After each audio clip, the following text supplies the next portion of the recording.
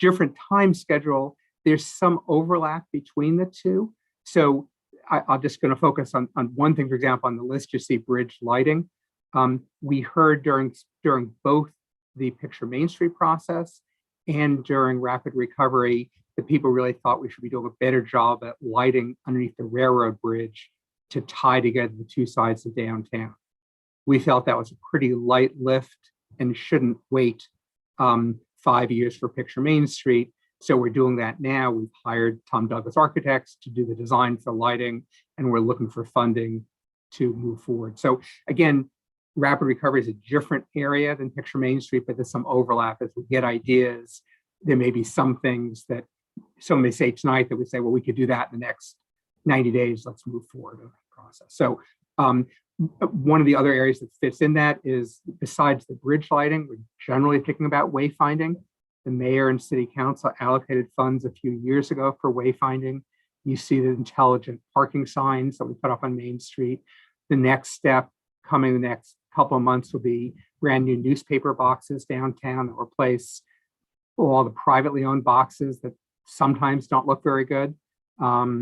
And the Arts Council is going to do a request for artists to paint the newspaper boxes. So it'll be, cleaner newspaper boxes and more of a sense of downtown.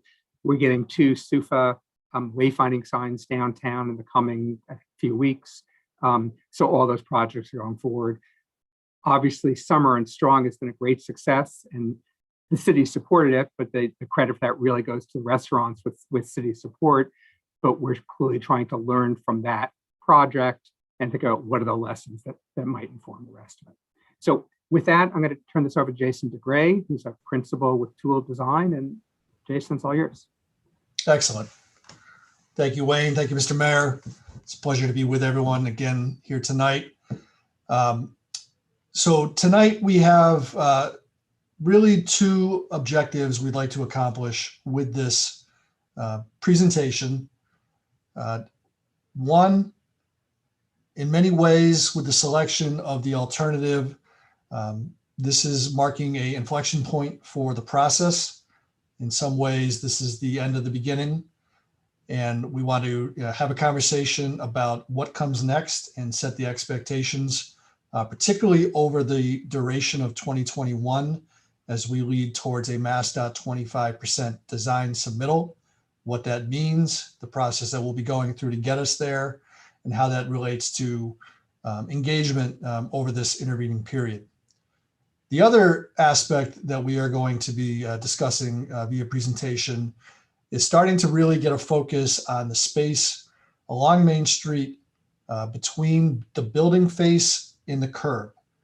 So not so much the roadway bed itself, but the civic space that occurs between the building face and the curb to the roadway, and the considerations that are factors there and what that means for design process going forward. We have probably somewhere between 45 minutes to an hour of presentation. Certainly we'll strive to be on the shorter side, and then we'll have plenty of time for Q&A and discussion at the end. Stepping back for a moment, a bit of a project refresher. The project is a comprehensive reconstruction of Main Street from its western extents at the intersection of Elm and West Street, easterly through State, New South, in front of the Academy of Music, around the curve with City Hall, past Gothic to the intersection of King, Pleasant, and Main, further to the east beneath the rail and bike path underpass, and culminating at the intersection of Market and Holly Street on the eastern extents. As it stands currently, the project is estimated to be about a $14 million project. It is currently programmed on the State Transportation Improvement Program, which is the funding source, the primary funding source for the project, which is in effect federal aid dollars that are programmed for mobility purposes. And it's programmed for the fiscal year of 2025, which actually begins October 1 of 2024. So the earliest construction could begin on this project is October 1st, 2024. And there's quite a bit of process to get through between now and then. As a just a refresher, there was a link on the previous slide to the storyboard website that contains the repository of a host of information regarding the project background, need, purpose, and goals. I certainly encourage you all to familiarize yourself with this website if you have not had the opportunity to do so already. It is the public clearinghouse for everything related to this project, and will be continue to be used going forward as a tool to communicate updates in the ongoings of the project team. Joining me tonight are Lydia Housley and Stephanie Wyer. They are going to undertake the bulk of this presentation, and I'm going to be handing it over to them here momentarily. But if you want to slide to the next one. Just a bit on timeline before I do so. The project team, the tool design project team, has been with this project really since the fall of 2019, when we got underway with initial notice to proceed and started to collect underlying survey data, which is the plan work necessary to base our designs, and setting our existing conditions base mapping. In the winter of 2020, we began the stakeholder and public engagement process. Obviously, things quickly took a turn around March of 2020 with the COVID-19 pandemic, and the installation of the shared streets and spaces installation in the summer of 2020, which was not a one-to-one connection to this project, but certainly had a lot of overlap in terms of themes and its location. And then pivoting forward through the fall, where we continued to have individual stakeholder engagement in various boards and committees, as well as a larger public information sessions. We began to get back on track from where we were intending to be short of the pandemic around this period in time. And if you want to jump to the next slide, Lydia. We've been progressing through the conceptual design process and the alternatives process really since the fall of 2020 through the April Community Forum, where we presented 4 alternatives. We'll have a bit more of this in terms of the recap from last time when I handed over to Lydia. But in the April forum, we presented 4 conceptual alternatives for the study area in terms of the overall layout of the street, the number of travel lanes, disposition of parking, intent for bicycle facilities and sidewalks, and presented the pros and cons of each, as well as some metrics by which we were defining our goals, and put that to the public. There was a following survey that was conducted post that point in time, which we're going to provide some information as to what that entailed. But based on that public meeting and the community survey that entailed, the city selected alternative 3, what is typically called the 3-lane alternative. This will be the alternative that we begin the advancing of to a MassDOT 25% design process. And today here in the June forum, we are essentially at the inflection point between the early conceptual alternatives and the development to the 25% design process. Just a couple things to be aware of in this process. A MassDOT 25% design submittal is a rather detailed design submittal. It is intended to get to all of the components of the project. It is not, however, fully detailed. It leaves some room for, again, continued conversation and adjustment. It is a milestone submission, and it's an important one, particularly for maintaining the funding year on the state TIP. And we are looking to a December submission for the 25% design package, and that's an important date as it allows the state and local reviewers who program the Transportation Improvement Program to rest assured that the project is progressing through the design process and therefore hold its year in the TIP programming, which is why we want to get a submission in for December so we take advantage of that funding, don't risk the date being pushed. And we have a fair amount of work to do to get there. Once that submission occurs in December 2020, Mass DOT will facilitate their review as well as key stakeholder review and provide comment. Based on those comments, depending on what the nature of those comments are, they may ask for revisions. If they feel the revisions are relatively minor, they will allow us to proceed to the next milestone, which is the 25% design public hearing. That will be an open public forum, likely in early spring of 2022, March, April, potentially May. That will be another forum such as this that is open.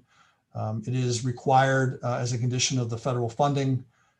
It will be an opportunity to discuss the status of where we are, things that need to be adjusted or addressed based on how review is going and what the public need would be. And I say that to say, while we've been putting a lot of stock into, we need to move forward to the next level of design, it is not set in granite at that point. It is still going to be a place where conversations can be had about adjustments and making sure that the project is progressing to meet the needs of the day. But if you want to advance to the next one, from that point after the design public hearing, we are into more detailed design where we're setting fine grade points and really detailing out and generating construction documents to put out to bid. That will be the second half of this design process, really from the summer of 2022 through the delivery of the construction documents to facilitate construction in that fiscal year 2025. Now, the design submission consists of a litany of different plan work, the design plans. Each of the components of the project are broken out into their own separate design plans. We will be developing a baseline from which we can ensure that the placement of any element of the project is completed in the field per the design by having that tied down to a survey and really ensuring the integrity of the design in its construction. We'll be developing construction plans, which details the full nature of moving curb or whatever the real elements of construction are and where the impacts will be. Profiles is the vertical nature of the road, signs and markings, the traffic signal plans, which is a major undertaking here in terms of the operational control, drainage plans, utility plans, lighting and landscaping, details, right-of-way plans. Quite a bit of effort needs to be lent to developing these. In addition, there will be a functional design report, which is essentially a written document that describes the existing conditions, the need, the volumes, the safety analysis, the various alternatives that were vetted, the operational analysis, and finally start to give some sense of construction management and what the early thought is around how that would be maintained and phased and how traffic would be controlled during construction. There's also a design justification workbook. There are certain requirements of the federal aid process, which if you cannot meet, need to be justified. This is a requirement regardless of project that needs to be completed. Early environmental coordination, which is coordinating with all historical and cultural entities which have bearing in this study area, notifying them of the project, allowing them to provide comment as to their conditions and potential concerns around the nature of construction. A geotechnical report where we need to get information about the soils beneath the roadway as it pertains to the ability to develop drainage or green infrastructure components, as well as sizing foundations for signal equipment. And it also impacts the final bullet of the pavement design, which would essentially ensure that the pavement base of the roadway is suitable to meet the needs of the volumes and types of vehicles that are driving along Main Street. So we have a fair amount of work to do. And the pivot point here is that the design alternatives that were presented last time provide the framework for which we are advancing to the next step. The conversations to come from this point forward really need to be about design considerations at a different scale, at the scale of the block level, block by block, the specific considerations of the context of Main Street. How do all these components fit together in real space along Main Street? That is not something that's necessarily best served in a role plan from end to end, but really diligent focus at a much, zoomed in scale. And as we navigate that design process with all of you, the forums by which we have communication will take a bit of a different feel. They'll be more tailored towards place, subject area, and not necessarily as broad as a overall corridor plan in large public forums such as this. The next large public forum that will occur subsequent to tonight will be that design public hearing in the spring, late winter, early spring phase of 2022. So with that, I'm going to hand this over to Lydia Housley to give us a recap of our meeting last time. Thanks, Jason. Hey, everybody. Nice to be back here with you all tonight. I'm going to keep this fairly brief because Stephanie's got a lot of great stuff to get to, but did want to just remind some folks of how we got here. And for anybody who missed the last meeting, give them a chance to kind of get familiar with some of the material. So quickly, when we last met in April, we shared 4 different concepts for Main Street that were based on a wide range of feedback that we'd received over the preceding year, and also kind of a decade or so more of study that had gone into looking at Main Street. We also prepared evaluation metrics and methods for those that were shared at the meeting and also published to the website that tried to give a little bit of a scientific method to understanding the trade-offs and benefits as they pertain to the project goals for each of the alternatives. And then after the meeting, we launched a public survey, as Jason mentioned. So very quickly, the alternatives that were discussed last time included alternative 1, which was a 4 lanes for driving, angled parking on both sides with protected bike lanes and sidewalks that are quite narrow in some sections and up to around 25 feet in others. Alternative 1B was quite similar, except that instead of the separated bike lanes, it included just the wider sidewalk with no provisions for people who are biking. Alternative 2 instead replaced the angled parking with parallel parking, and otherwise was similar with 4 vehicle travel lanes, separated bike lanes, and this provided the ability for wider sidewalk in some areas, but still had a few pinch points. And then alternative 3, which, as Jason and the mayor mentioned, was ultimately selected, which includes 3 travel lanes, 1 in each direction, plus a space dedicated for people turning left, which can be a real chokehold for traffic, has separated bike lanes on both sides of the street, angled parking, and sidewalks ranging from a minimum of 6 feet all the way up to 35 feet. Really quickly, we also, as I mentioned, presented a comparison of metrics that were divided by the various project goals. I'm not going to go into these super in detail. They are on the website if people want to look at them more closely, as well as the methodologies for each of them. But ultimately wanted to give ourselves and all of you a tool to help look at the different ways that things that we've heard that people care about, for example, having short crosswalks, having vehicle parking, minimizing delay for folks, ensuring that there's emergency access, et cetera, having a way to understand how each of the alternatives relate to one another in terms of consistent criteria. And then the survey results. So we had a pretty good response. We had not quite 1,300 people complete the responses. We took a look at where those came from, and around 55% came from right in town, either Northampton or Florence. We also had at least 2% of responses come from Woburn, Chicopee, East Hampton, and Amherst. And then we also received responses, at least 1 response from 178 other cities and towns all across the region.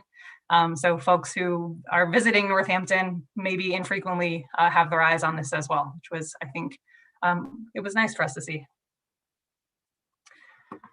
So the survey really asked two things. The first was, the results are shown in this slide, asked folks to say which of the, or how important each of the evaluation criteria were to them. And this was intended to give us an idea of if any single evaluation criteria really needed to be considered much more strongly than others, even if as a kind of design team, we thought they all felt like maybe they were on equal footing. To help orient people to what this chart is showing, things that are boxes that are in the lighter yellow show a lower percentage of folks who selected that response, and darker yellow is a higher percentage. And we asked people to rank these on a scale of 1 to 5, where 1 indicated that that metric maybe wasn't that important to them, and 5 was very important. And what we really learned from this was that, our inclination was kind of correct, which was that people really want everything on Main Street. They want it to work from a wide range of perspectives. They want it to be safe, and they want it to be green, and they want, everyone wants to have their cake and eat it too. And we, I think, want to provide that as part of this project. But I will say that a few things did stick out to us, and that's that the 2 metrics that had the highest level of folks saying that it was very important were both about trees and green infrastructure. And that is consistent with really what we heard at the last public meeting as well, that people were very concerned about climate, wanted to see a greener street, something that was more sustainable and maybe forward thinking. And so that really showed through in the results.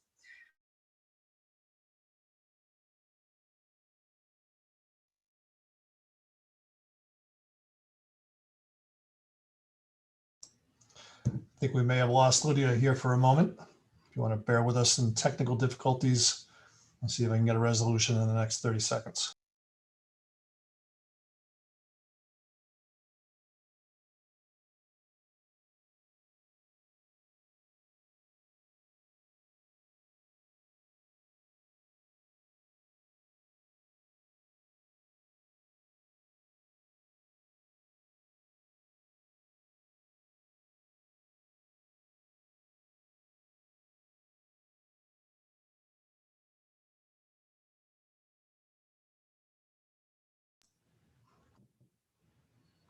Stephanie, do you have a version of the deck we can call up by sharing your screen? I'll be happy to jump in. I do. Just a sec. Nope. Is she back? Did she hop back on? I saw her flash there for a second, but Hello. hi. I'm sorry. You want to pick it back up? I'll pick it back up. Okay.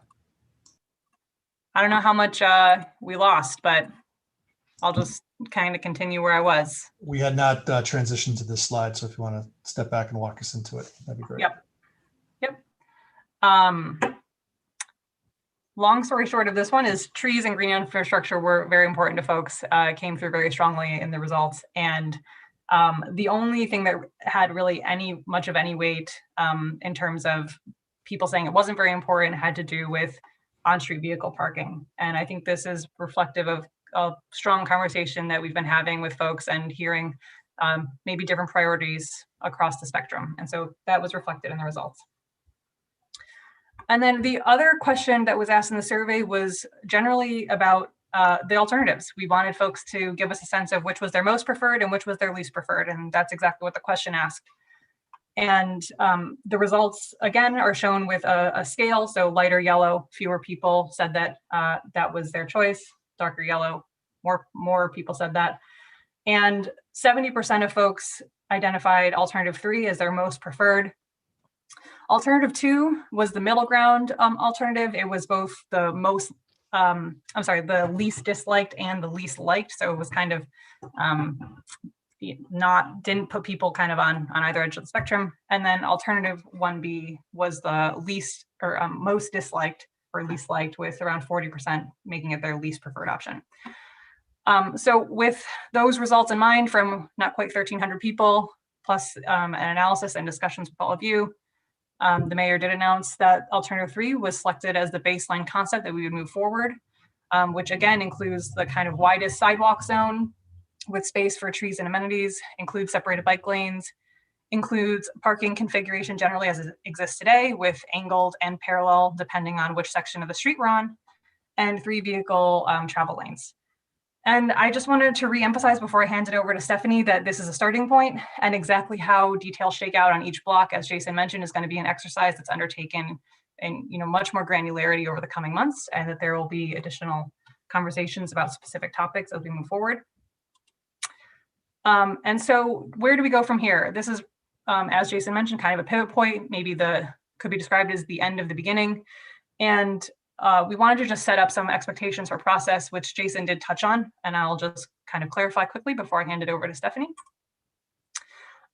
So as Jason mentioned, we're going to be really focusing on design and getting details correct and constructible over the next 6 months or so. What we showed in the concept and that's available on the website right now is, again, a starting point. It's fairly high level. It's more about what fits and how it could fit, not necessarily how it should fit. So it's all about going to be from here, piecing it all together on a block by block basis for what makes most sense for that block. And then we did want to just discuss some methods that we've been thinking about for keeping the dialogue going, because we know that people are passionate about this project and we want to make sure that there's opportunity for a two-way conversation. So we are going to be updating the website with major updates on a semi-regular basis as there are things to report on. The city also has many of your email addresses, which you probably heard about this meeting from, where they'll be sending out updates through their newsletter. There's going to be small group meetings that are going to be needed with various stakeholders, including city departments and external stakeholders, depending on a particular challenge that maybe we're working out, or we have a few different options that make sense for a certain block. And so we want to talk with some folks on the ground about those. And so I think we'll expect to be having some small group meetings as we move forward. And then again, that next large scale public meeting will be likely in sometime in early 2022, which will include not just a meeting in a large scale, but also a formal public comment period that is, provides an opportunity for written comment as well that would go on the record. And so all of those very exciting reports that Jason mentioned and listed that go into the 25% package, I boiled down into something that's maybe a little bit more human. It includes an analysis and refining all the traffic operations and getting those into signal plans, delineating the sidewalk zones and special spaces that we're going to talk about today, building in all of our accessible curb ramps and all the amenities for folks that require us to figure out all the grading elements, continuing to work with city departments to co-develop maintenance plans so that all of this stuff can be maintained in the long term, and also more thoroughly evaluating the health of our existing trees out on Main Street so that we know which ones can survive and should survive in the future. But these two here in the middle, delineating our sidewalk zones and discussing what happens in between building faces and the curb, and thinking about special spaces on Main Street, which we'll define a little bit more for you. I know it's a little nebulous right now, are really the two things that we wanted to focus on. We have spent a lot of time talking about the way the streets should be chopped up. And now we want to start to focus a little bit on the space that makes Northampton really exciting for folks. And that's all the businesses and the places that people want to go and sit and stay and meander and linger and talk with neighbors.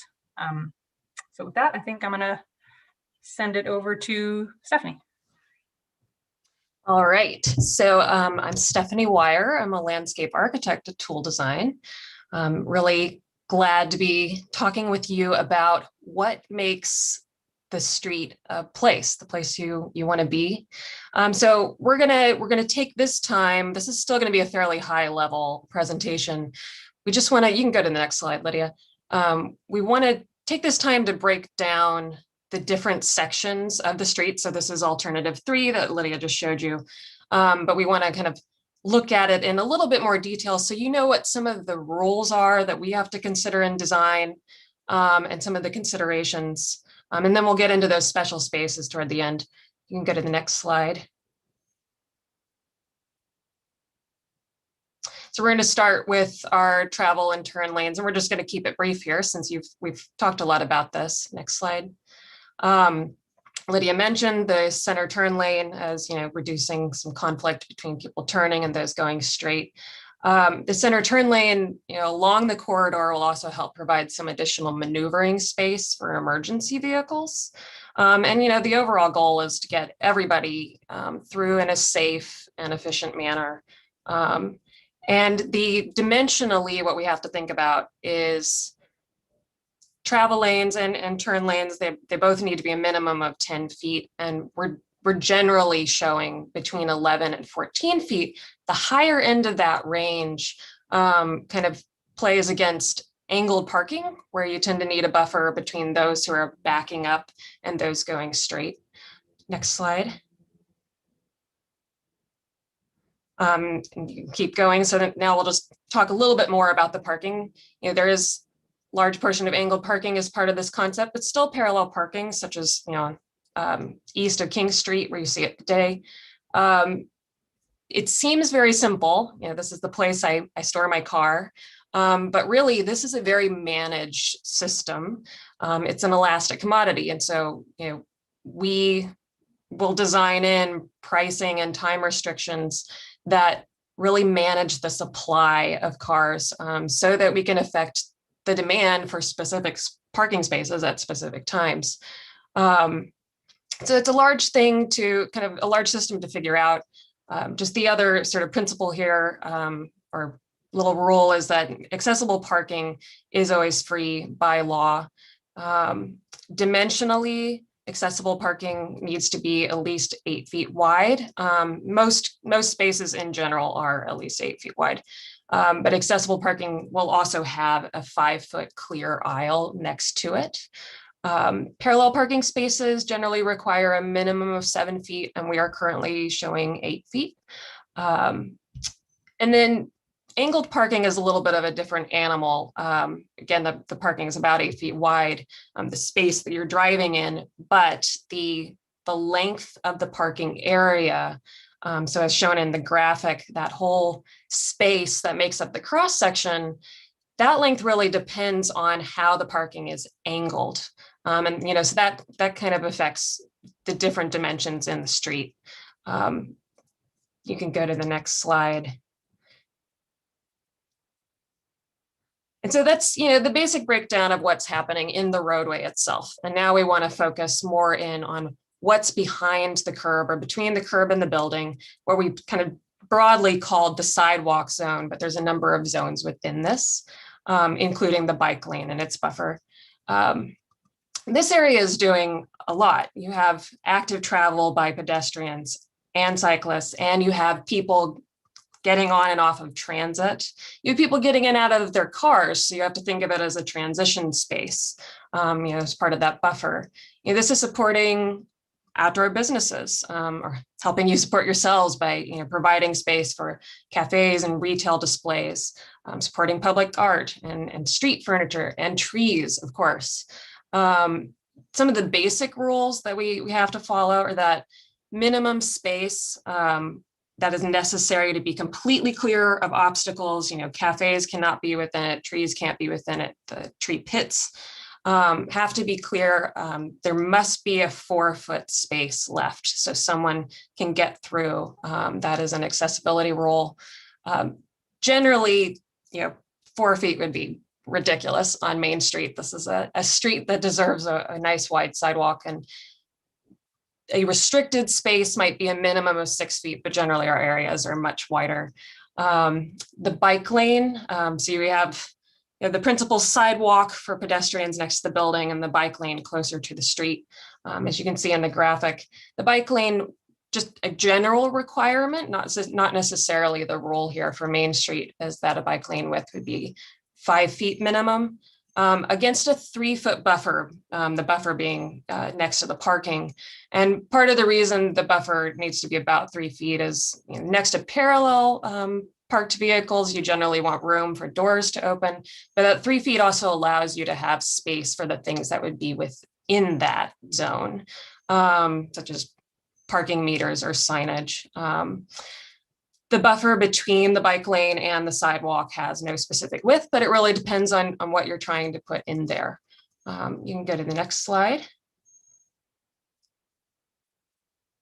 And so this is just a little bit more of a detailed look at each of the zones. Pretty much covered the bike lane and the curbside buffer. The only other thing I'll say about that curb buffer is that it's generally 3 feet at a bus stop. It's going to be at least 8 feet wide.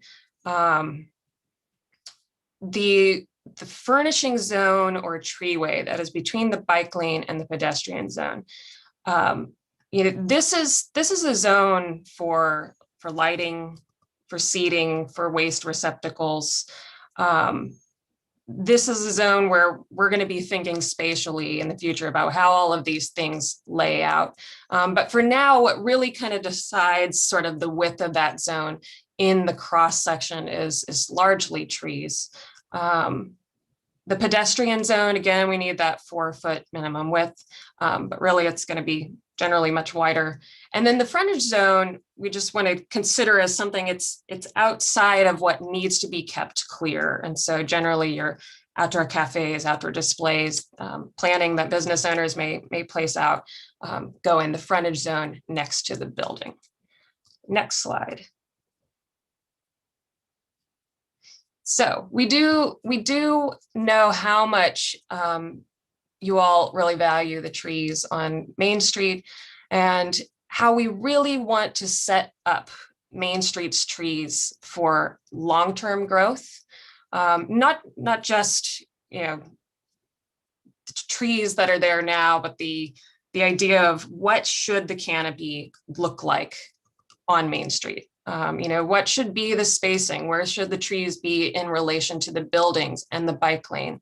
Where is the optimal place to be locating trees? And as we're widening the sidewalk, we have to think about that. And we have to think about that in terms of the existing trees and do they remain where they are? And frankly, if they don't, you know, they don't get moved, they get replaced. Some basic principles of trees and what we want to provide to them that they're probably not getting as much of today. Principle one is sufficient soil volume. Generally, lots of communities have different requirements for this, but generally for a medium to large size tree, we want to aim for 1,000 cubic feet per an individual tree. But we're calling this a treeway because we want the trees to be able to share soil space, which they're not doing right now, because right now a tree, you know, traditionally it's always just kind of plunked into its own hole, and whatever is under the pavement, that is all very compacted soil. It was compacted during construction, it's compacted during use, and the tree really can't access any good soil. So we want to open up a whole treeway that trees can share soil. And generally, when trees are able to share soil, you can also kind of reduce that 1,000 cubic feet.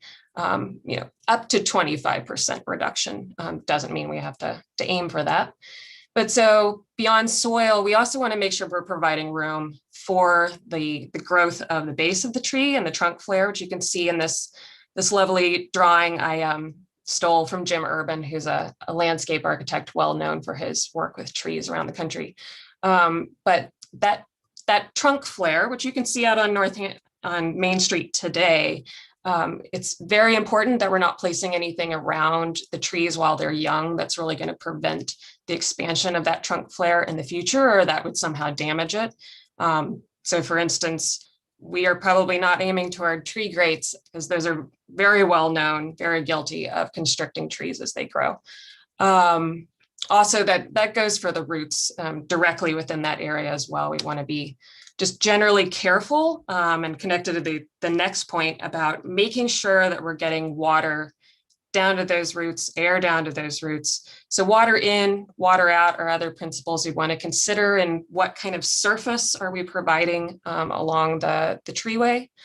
And then I think a big one that gets ignored a lot is we need the trees to be able to develop good canopy, and we want them to not be competing against each other as they're doing that. Or, you know, they need, all of the trees will need light and air, and we don't want to crowd them out. So generally that requires a minimum spacing of 35 feet.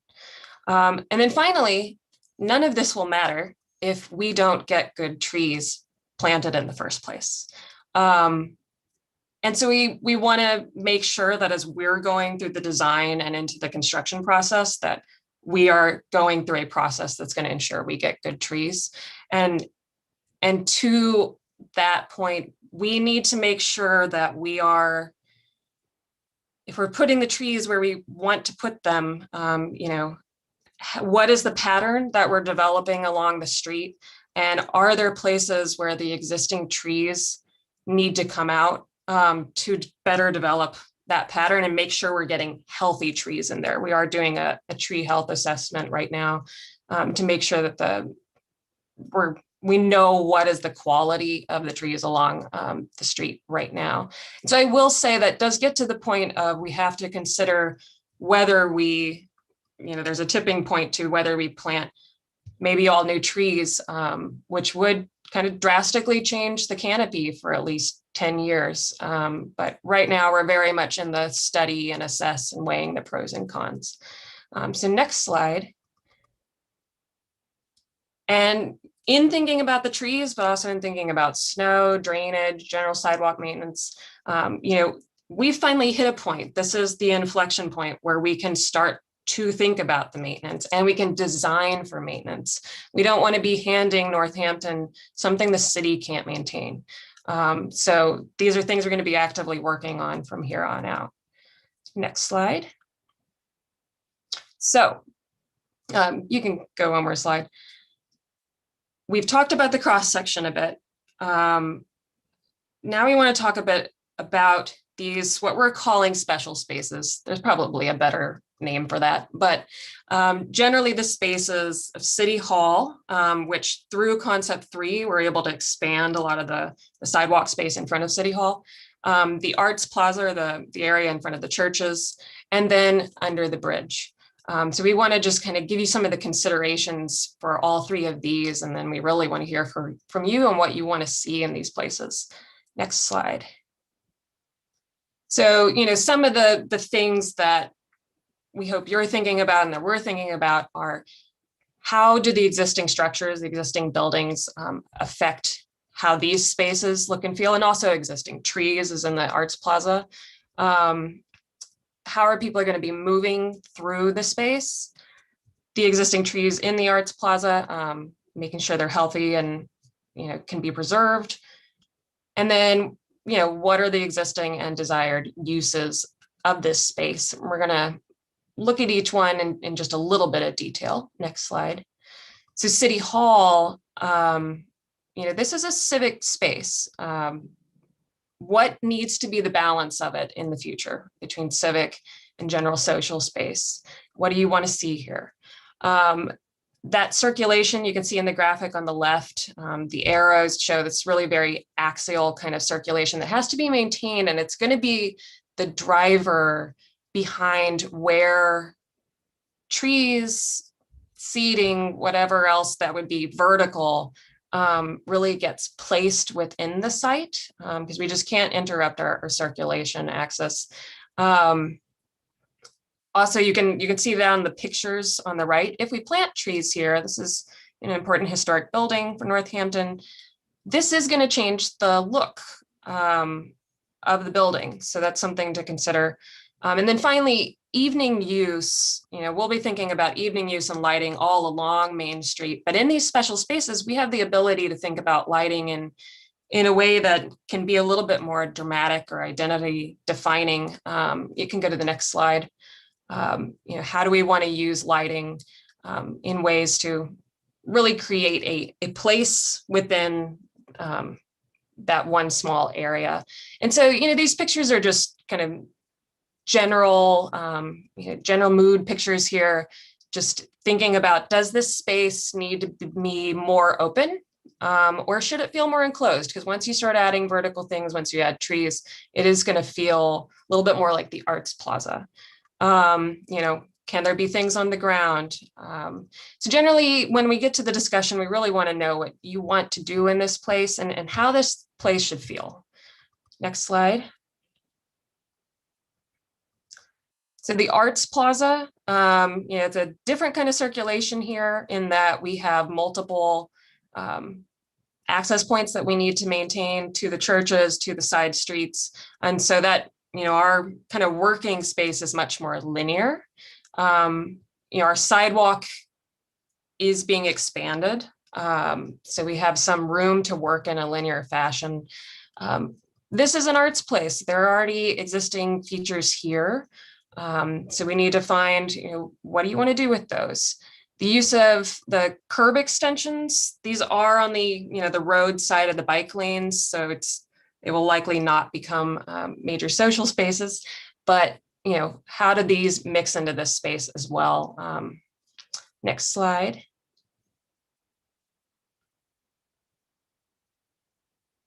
And, so with the Arts Plaza already being an established kind of place, we really want to know what you value in there now, what you want to see kept, And then again, what you would like to see in the future. Next slide. And we're almost done. So the bridges, Wayne mentioned earlier, an architect has been hired to address lighting. So the specific scope of what we'll be covering, we're figuring out. Generally, we want to address drainage issues. We want to make sure this is a place that's comfortable to walk under, particularly at night, and that what we're doing kind of works with the lighting that'll be set up. And then we want to make sure, this is an opportunity zone. How do we make it into its own unique place? But some of the considerations are, structural limitations and Pan-Am policy, what they'll allow to be used, but also structurally what can be used under their policy. And then the safety issues of trucks hitting the bridge, we would need to be cautious about anything, and we propose to be on the bridge structures themselves. Next slide. I think that takes us to next steps. And so, Jason really kind of outlined what the next steps were, but this is just the basic summary. Headed toward 25% design, and many conversations with MassDOT, plus many more conversations that are targeted conversations with stakeholder and community groups. So I think that's all we have for you, and I'll let Jason kind of lead us on the discussion. Yeah, just the last word on that MassDOT involvement. MassDOT is the arbiter of the federal aid dollars that will be used to fund the project. Them becoming integrated into these conversations is a key component. That's going to start pretty much once we break this meeting and start to have some initial conversations with them about the planning that's been going on to date. Conversations have been had with MassDOT around this project, but now some specific proposals are being developed. They'll become more of a routine stakeholder providing input and essentially guidance in some forums for the project development from here on out. So we do want to open this up to discussion. We're going to ask you to use the raise hand tool in Zoom. You will be muted until one of the hosts unmutes you. We're going to go sequentially in terms of, basically in terms of when hands were raised. So we're seeing a couple already. Just a couple of things I want to note before we get into it. We really do want to hear from all of you in terms of the priorities around the civic space that Stephanie outlined. I would really value some direct comments related to thoughts and priorities there. We do recognize that there's a lot of passion and opinions out here that we're anticipating hearing related to some of the underlying components of the alternatives and what was in alternative 3. I think everything is fair game. We understand, well, let me step back for a second. The forum for which further design development is going to occur at a different scale. It's going to occur at that more detailed block level. So certainly vocalizing opinions here today is welcomed and open. This is not the forum necessarily for essentially deviating from the endorsed alternative 3 that we are moving forward with to set up the next phase of the process. But having said that, I think we're ready to move into this discussion component. Wayne, Mr. Mayor, I don't know if there's anything else you want to add in before we open it up. All right. So Tina Ingman is the first hand raised. I'm going to click to ask you to unmute, and please do start us off. Okay. Well, I prepared some remarks, but I want to say thank you for all the good work so far. When we moved to Northampton 20 years ago to live out the rest of our lives, I was so in love with this paradise city, and I still am. Soon after we arrived, I remember attending a community planning meeting where residents could give their input about downtown. And at the time, thinking of some of the best cities I've seen, I wrote that trading individual car space for more space, people space, would be a dramatic improvement in the feel of the city. Now, 20 years later, There's an equally compelling reason to add people, space, and trees.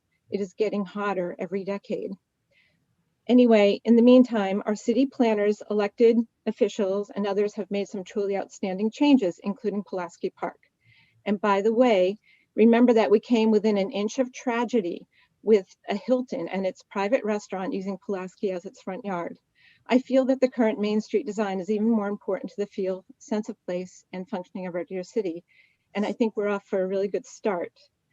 I mentioned the planning meeting 20 years ago to make the point that the chance to make substantial changes to a city center are rare. I've been following the Main Street design and adding my 2 cents during community input, but I was disappointed that the best option 3 still gave over to so much parking on Main Street. I have long thought that we should designate parking on Main Street for those who need it. Lots and lots of handicap parking, 5-minute pickup spots, and loading only. We should replace the angled parking with space-saving parallel parking to leave room for trees and people-centric, people-attracting streetscaping everywhere possible. I strongly agree with the improvements suggested by the Main Street for Everyone group. I want our city to thrive as a favored destination for our community, for the region and beyond. But I think we need to go the extra mile if we want to stand out. And remember, it is getting very, very hot. We need to prepare with every possible tree. I want the townspeople in 2040 or 2060 to look back and say, hey, those people at the beginning of the 20s thought ahead and cared about us. And thank you for all your work. Thank you very much. Lily, you are next. Great, thank you. Thank you for all the good work you've done here. And I know it's been under very trying conditions, very fraught with emotion. I want to introduce you and everybody here to this very quickly organizing, very passionate, very diverse group called Main Street for Everyone, which is a broad coalition of businesses and residents of all kinds, advocates for the climate, as Tina mentioned, disability, youth, and professionals in urban design who came into this process at different points. I went to the very first meeting, and actually I was the third person to comment at the very first meeting about my concern about parking on Main Street and the space that angle parking consumes there. So we've been here from the very beginning, but I would say that we didn't really organize until after the last forum, when we were presented with what we felt was a narrow array of options for how we re-envision Main Street, when this is such a once-in-a-lifetime opportunity, one we'll never see again, to reinvent and creatively co-create a downtown that is vibrant and future-ready and green and walkable and an exciting place to draw shoppers and diners. That this is just such a crazy, great opportunity that we couldn't pass up. That when we were presented with the options, and we dutifully not only completed the survey, but encouraged everybody to participate in the survey, but so many of us commented in the survey that Alternative 3 didn't take us to the 21st century. It didn't go far enough. It didn't provide enough space for people and for green infrastructure. So we started organizing and trying to amplify the voices of what we felt were businesses who didn't feel comfortable standing for those really visionary elements. And what we found is that there are so many out there, and they're right on our website, and there's 41 of them so far. And we picked up 5 today. And this isn't meant to rift one set of businesses against the others. They're all struggling. And I think that because they were struggling, and because the pop-up effort this summer, the demonstration project was had some real challenges in the way it was rolled out, and it was also at a time when businesses were just holding on by their fingernails, that a lot of us just held back, and we're just deferential to their struggles. But now that we're on another side, and we have all of these real world issues to face, our changing economy, our climate that is just reaching new records every day. We have to we have to circle fully back to this question of what do we want our city center to look like going forward into the future, into 50 years and beyond, not for today, but for the future. And that's why Main Street for Everyone came together. I want to just invite everybody to be part and to go to our website and see who we are. And then I would just like to ask of the city that I realize that our voices is seemingly coming late in the game, but really we've been here. We've just been through a pandemic, and it's hard to prioritize a city center that was essentially dead for a year, in the midst of a pandemic. So, with full appreciation for the challenge the city faces, I want to give us I hope you'll give us an opportunity to have our voices heard tonight, and to lay out some of the reasons why we think that we need to shrink our city street even further to make room for people and trees. And maybe even if you could indulge us in the exercise of showing us a design of Main Street that includes parallel parking instead of angle parking, so that we can really look at that trade-off and go, this is what we could gain by it, and allow us to judge then. Thank you. Thank you, Lily. James Winston. Hi, good evening.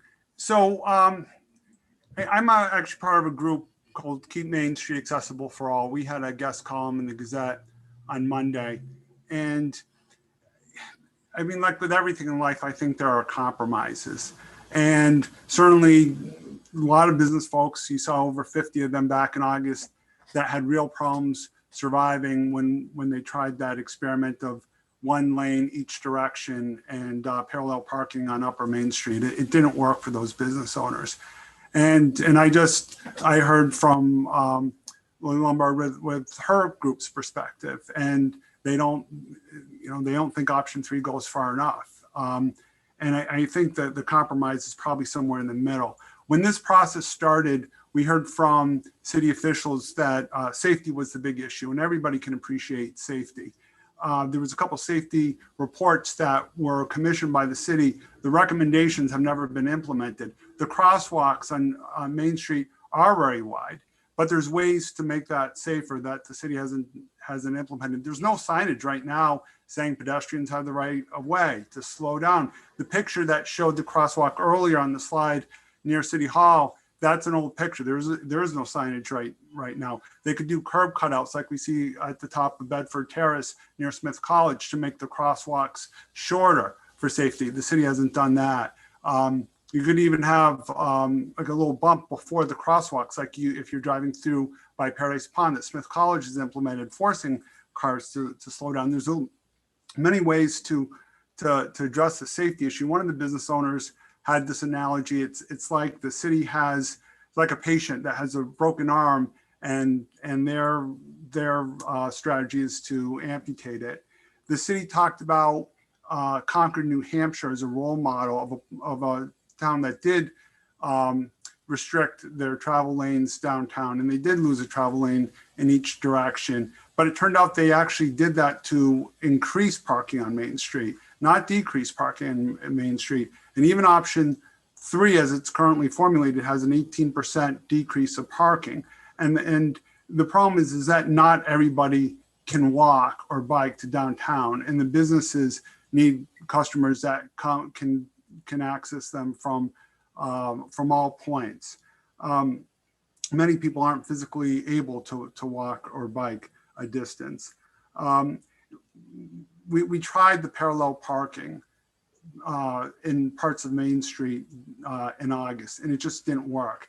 Lower Main Street by Fitzwillies, that's a different animal. That's a different traffic pressure points. First of all, from a safety standpoint, with parallel parking, what we saw last August is drivers having to open up their car doors to incoming traffic. It was much more dangerous. The passenger sides were opening up their car doors to people on their right, including bikers. In angle parking, people are opening up their car doors to to a car on their left or on their right. It's not the same as opening their car door to oncoming traffic. We certainly lost more space as well. That project did not go well with the parallel parking. I think that was kind of the one thing I thought that even some of the city officials agreed on, that the angled parking was necessary. I just want to say that it's really important that that we consider all stakeholders and property owners, business owners, because they vote with their feet. And we've seen a number of empty storefronts on Main Street. And if they can't make it because they don't have enough people downtown, they're gonna close. And that's gonna shrink the city's tax base if they don't have the real estate property taxes coming in from the downtown properties. And then what happens is the city has to look for that money elsewhere to citizens. And so I'll just come back to conclude where I started, that I think as many times in life, ultimately a compromise that doesn't make everyone happy. There are a lot of people, especially in the Keep Main Street Accessible for All, that doesn't want to lose travel lanes and doesn't think it's necessary and doesn't want to lose parking. But I think there's a concession that yes, we is part of a compromise that's going to happen. But I think the other side has to also recognize that they may not be entirely happy with option 3. They may not like the angled parking and they may want less cars on Main Street. But at the end of the day, it's a compromise. And I think that's ultimately where the city should be heading. And that's my recommendations. Thank you. Thank you, James. Nick Howe. So thank you for the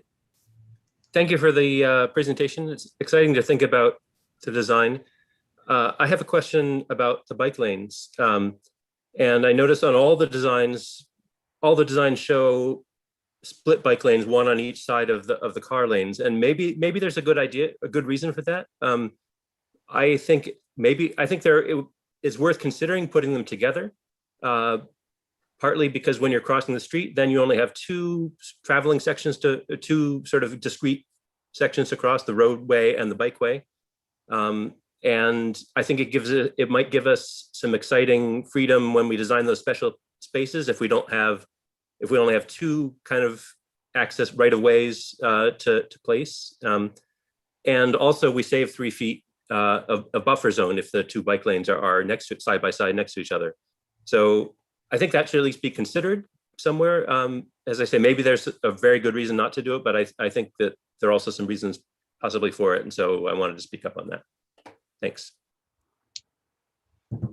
Thank you, Nick. A two-way bicycle facility is something that we have considered transitions with two-way facilities, particularly at signals when you have contraflow bikes coming against the flow of traffic in the opposite direction is a carefully managed safety consideration, and it's going to would introduce a fair amount of signal equipment and technology that would be need to be very carefully vetted and understood. And TOOL has certainly designed our fair share of two-way facilities. I would also say that, as Lydia pointed out earlier, there's more detailing around the bicycle facilities, even in the unidirectional way that they were represented on the conceptual plan, particularly access to side streets and how bike movements would cross the street at very specific locations. And that's something we look forward to detailing out more with the public as we go forward in this design process. Katie. Hi, can everyone hear me? Yes. Thanks for this presentation. I really appreciate it. I have lived in Northampton for about 10 years and kind of even more than that because I was a UMass student, et cetera, et cetera.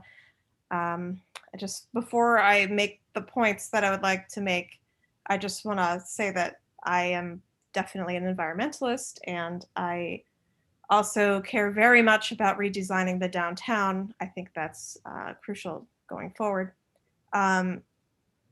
I guess, first of all, I want to point out that Main Street isn't just a shopping and leisure destination. It's the junction of 3 state roads, routes 5, 9, and 10.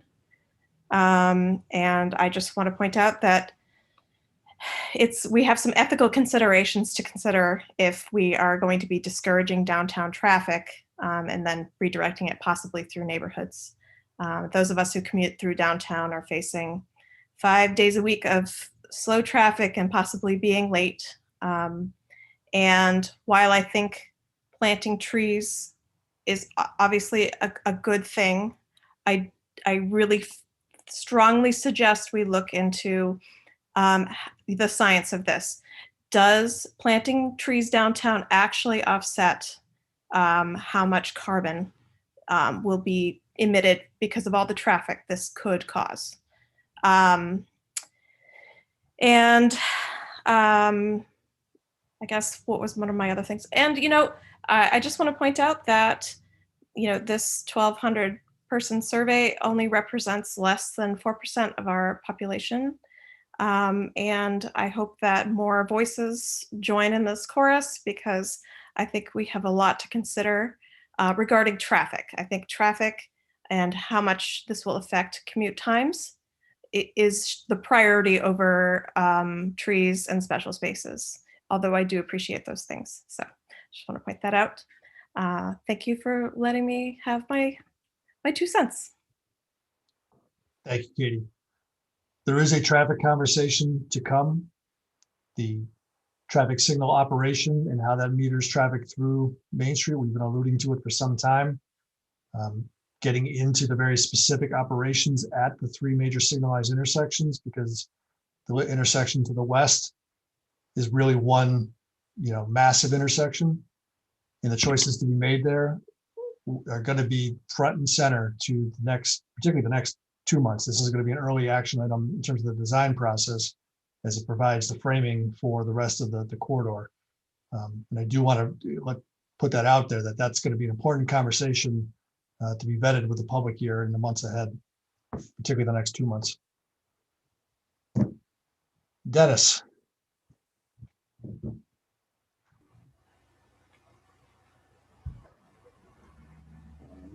Dennis D. Hi. Hi. Hi. I was just trying to get my camera to work. Thank you for the presentation tonight. I'm disappointed to hear that we are using option 3 as a baseline, as a starting point. I think that option 3 is the least undesirable of the options presented, but we can do better than that. The Main Street for Everyone group, I think, has the right idea that we need to look more forward than option 3 and all of the others. They have discussed using parallel parking as opposed to perpendicular, as opposed to the other parking. And that's what I want to focus on. We'll lose, I think they said 18 spaces doing that, and that's fine. We can live without those spaces. I've heard discussions about parallel parking is that it's hard for some people to park. Some people are afraid to try to parallel park. I think fear of parallel parking is not a good reason to make a decision that's going to go 40, 50, 60 years forward. And it's a problem that's going to go away in about 10 years' time. During that time, cars are going to parallel park themselves. The technology is not far away. Hyundai now makes a car that perpendicular parks by itself. We're going to get to the point where parallel parking is not a problem because the cars will do it themselves. So I really don't want to hear about how hard it is to parallel park. It's going to go away. We can listen to the Main Street for Everyone group, incorporate their proposals, including parallel parking, and make Main Street that's going to still be viable in 50 or 60 years' time. Thanks. Thank you, Dennis. One aspect I want to put out there, and this is somewhat looking forward to the efforts to come. The trees are really front and center on our mind right now. And the existing tree stock compared to what an optimal design could be in the future is something we need to grapple with. In many ways, the existing tree stock and retaining existing trees to the objective, to the point that that is the objective and becomes the objective, in some ways keeps the sidewalk space kind of in its current footprint by virtue of trying to maintain existing trees. And that is a choice that we need to grapple with. Now, the alternative to that would be to replace the tree stock, locate the trees where we think they're most optimally located, and potentially maximize space. In doing so, however, particularly if we get to a place where we're talking about completely redoing the tree stock, we have to recognize we will have a period of many years where the tree canopy itself is less than optimal. It'll be all new growth trees, and that will be a reality. Now, ultimately, we can get to the vision that may be out there for a very green and lush streetscape, but there will be a period of time where that will not be the case. And I think we need to have that conversation in a very open and transparent way.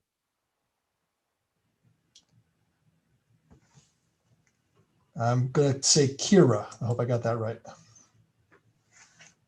You did. Excellent. Thank you. Oh, I was just wanting to respond to what was said about the trying to design around the trees versus bringing in a whole new trees at the same time. And my understanding is that there's soils already compacted. The trees are not doing so well. There's going to be further damage to trees in the construction process itself. It just seems the optimal case in these situations is for trees to be brought in all at once so they can grow up together. That's just not my point, though. I wanted to say thank you for this presentation, and that I am just curious about what happened between the public comment that overwhelmingly underscored trees and green infrastructure as the highest value and preserving on-street parking as the lowest value, and the current design that seems to, I mean, seriously be twisting into a pretzel to accommodate angle parking. You know, I mean, we really must switch to this parallel parking to incorporate, I mean, to accommodate these beautiful elements you were discussing that comprise this public realm, you know, for us to have curb buffers, healthy continuous tree canopy, bike lanes, adequate space so Main Street really can be accessible for people of all ages and abilities. So, I mean, in speaking to that point, the disability access is not, it's not binary. It's not, you know, able-bodied people versus people who use wheelchairs. There's, as a community, we need to work to understand the diversity of those in the disability community and find better solutions for parking management and have dedicated parking spots on Main Street for those who really need it. That's key, but we cannot and we must not sacrifice this prime real estate that is currently being eaten up by angled parking and that must be used to further enhance and accommodate a public realm that works for all people, for everyone. So I really stand in support of Main Street for Everyone and what they are proposing as improvements to option 3, which I think has a lot of great things in it. And that's, you know, that's it. Thanks for listening. Thank you, Kira. Excuse me. What I would say is the alternative 3 is the endorsed alternative from the city of Northampton. The feedback that was given through the survey, which clearly indicated green infrastructure, trees as a priority, that is information that is now with the team through the process of that survey and needs to be addressed in terms of design iterations going forward. What we're saying here tonight is those design iterations going forward are going to be conducted at the next, at a different scale as to what the past alternatives will be. So in terms of where those opportunities are and where modifications to alternative 3 should be considered, that is going to be fair game and consideration for discussion as part of the more focused design process to come. As it relates to angle parking, We've heard a fair amount of stakeholders who have vocalized that desire. As those two things interrelate, that's a conversation to come. Sarah.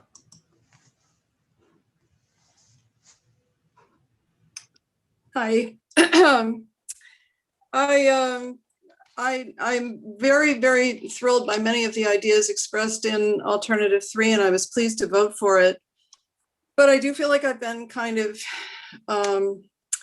educated on a lot of the issues raised by the whole idea of redesigning downtown since then. And I too have come to believe that the suggestions from the Main Street for Everyone group are really worth paying close attention to. And I learned a lot from the information on their website. For instance, you know, people have been talking about the greater safety of angle parking, which I would have believed too, just kind of intuitively, but you know, statistically, it's not borne out. Apparently, the larger number of accidents are associated with people backing out of angle parking rather than parallel parking. And another thing that I learned is of course that the width of the street isn't what controls the, you know, the ease of the flow of the traffic, that it really has to do with the, you know, the signal timing, and that therefore the idea of maybe not having a continuous third lane down the middle of Main Street, but having the privileged left-hand turn lane at intersections would, you know, not impede the flow of traffic, but it would be an amendment that could give us still more space to put in more trees.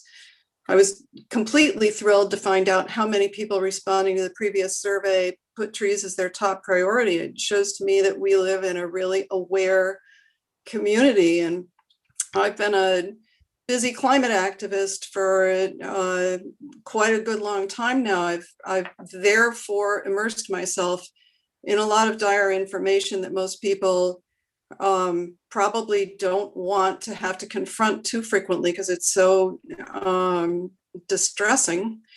But I think it's hugely important for us to think about our opportunity to replan downtown with the understanding that climate's changing very rapidly in a way that could make being downtown extremely unpleasant if we don't do a lot of stuff to try and actively mitigate, especially this heat island effect, and the trees could be hugely important. So I love the idea of having a continuous green canopy. The more trees, the better. I feel that way about the sort of plaza spaces that the designers were asking about earlier. The park space, the space in front of City Hall, you know, if there are going to be choices between having those just be open, kind of baking pavement, and having more trees, I'm going to say I'd like the trees. And also, you know, in listening to some of the concerns about the parking issues and so forth, some of the people hoping to preserve the angled parking have spoken about people with you know, limited mobility and aging residents and so forth. At the moment, I enjoy good mobility, but I am an aging resident. I'm pushing 70, and I'd just like to say that age doesn't only make us worry about, you know, loss of fitness and mobility and so forth. It also gives us the capacity to hold a long range perspective. I've seen downtown change a lot in the 30 years I've lived here. I expect to see it change a lot more. I've seen the climate change a lot in the course of my lifetime, and we know we're going to see it change more. I want to plan for what we know is going to happen in the future and be as forward-looking as possible. And I really think we need a continuous green canopy downtown. And if that means having to sacrifice some of our beloved existing trees because they're not going to be viable for the length of time we need them to be, I would accept that sacrifice just the way I would accept the sacrifice of having to park my car some distance away from Main Street and walk a couple blocks to go shopping. Thank you, Sarah. Kristen. Great. Thank you so much. Good evening. My name is Kristen Sykes, and I'm the co-owner of Pie in the Sky Berry Farm, located in the Northampton Meadows. I want to thank Wayne and the city and Tool Design for their work on this project, and I also want to thank the city and Mayor Narkowitz for choosing Alternative 3. Many of my customers of all ages, old and small children, which is a thrill to see them arrive by bike to pick organic strawberries and blueberries. Pie in the Sky Berry Farm is a member of the Bike Benefits Program, which incentivizes people to ride their bikes and support downtown businesses via bike. And we've sold over 30 bike benefit stickers at our farm. My customers need safe routes to get to the farm, and many of them get to the farm via Main Street, and many of them are families. Therefore, I support Alternative 3 and the goals of Main Street for everyone, including parallel parking, to encourage a safe route for bikes to actively and safely travel down Main Street to get to my small local business in Northampton. And I ask that we think of downtown and the spaces downtown, but also having a safe thoroughfare for people to get to businesses as they travel via downtown. I look forward to working with the city in moving this forward, and thank you so much for the opportunity to comment. Thank you, Kristen. Jesse. Thank you very much, Jason, and thank you, Wayne. There are 2 points that I would like to address. Since Wayne mentioned the Bridge Street lighting plan at the opening of this meeting, my first comment is about that, though I know that Tool is not a part of that. I have a considerable concern over the increase in light pollution and how it will affect residents in the direct area. I was also very troubled to hear that there was a mention at last night's meeting that these lights could be used as floodlights in order to force people from the area. That this is even an idea is a terrifying concept, and I strongly urge that this be removed as a discussion point, as it is a representation of passive violence against our community. My second point is about this Main Street redesign. I agree with many of the people who have spoken this evening who are voicing a push beyond option 3 that will strengthen support for pedestrians and cyclists. My comment is focused primarily on the blocks between Conn Street and the Route 5 intersection. The mayor stated at the last meeting that the parallel parking on Kings and Pleasant Street and Eastern Main Street does not affect the traffic flow on these heavily traveled portals. Why would we think that changing Western Main Street would be any different ultimately? Angled parking is so much more hazardous. The number of cyclists and pedestrians that get struck or barely miss getting struck by drivers backing out of these spaces is significant. I hope that we can look toward a safer area for everyone, which is why I hope that the switch from angled parking to parallel parking that is weighted to disability parking, loading, and short-term parking is seriously considered. Beyond the pro-safety facts of parallel parking, this change will additionally allow shorter crosswalks as well as expanded sidewalk space that can provide additional space for dining and outdoor sales. Rich Matowitz made a great point during a local downtown walk with Tool and Wayne, which was that in the near future, probably before construction on this even begins, there will be a permanent ability for outdoor alcohol consumption, which is what we experienced this past year during the pandemic. This has been a great boon to food establishments, and by allowing for more permanent space moving ahead, this can only increase the vitality of downtown.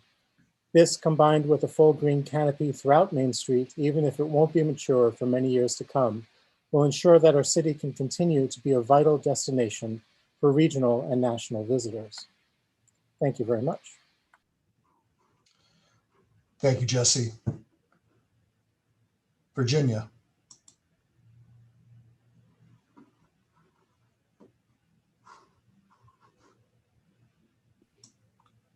Hi, thank you. And thank you for listening and providing this opportunity for us to listen to each other. I'm really heartened to hear the results of the survey and to know that so many people understand the importance of the shade trees to where we're headed, and also increasing space for people. the elements that we most desire should drive the design process. And because without changes, the heat of cars parked and idling and exposed pavement will at some point make it not only inhospitable for people, but will make the downtown impossible a place to grow healthy trees.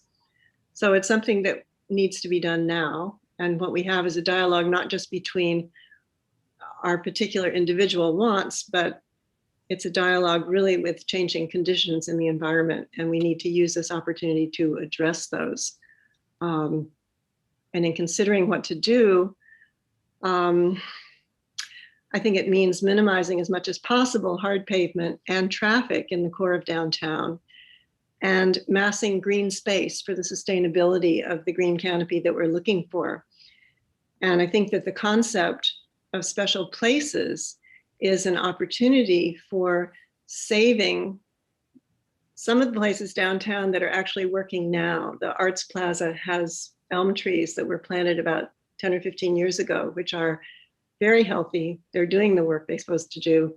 And that portion of Main Street, I think, could be expanded so that there was not just a belt of trees, but there was an extended green space that perhaps slightly changed the structure of the roadway, so that instead of having sidewalks running right along the faces of the buildings, there might be some ways to play with that, to emphasize the special places that we have, because it hasn't been a big part of the conversation to talk about what we already have, what's valuable, and what we want to save. And I would really like for us to look at that in the context of the green space that we're looking for. Thank you very much. Thank you. Jess.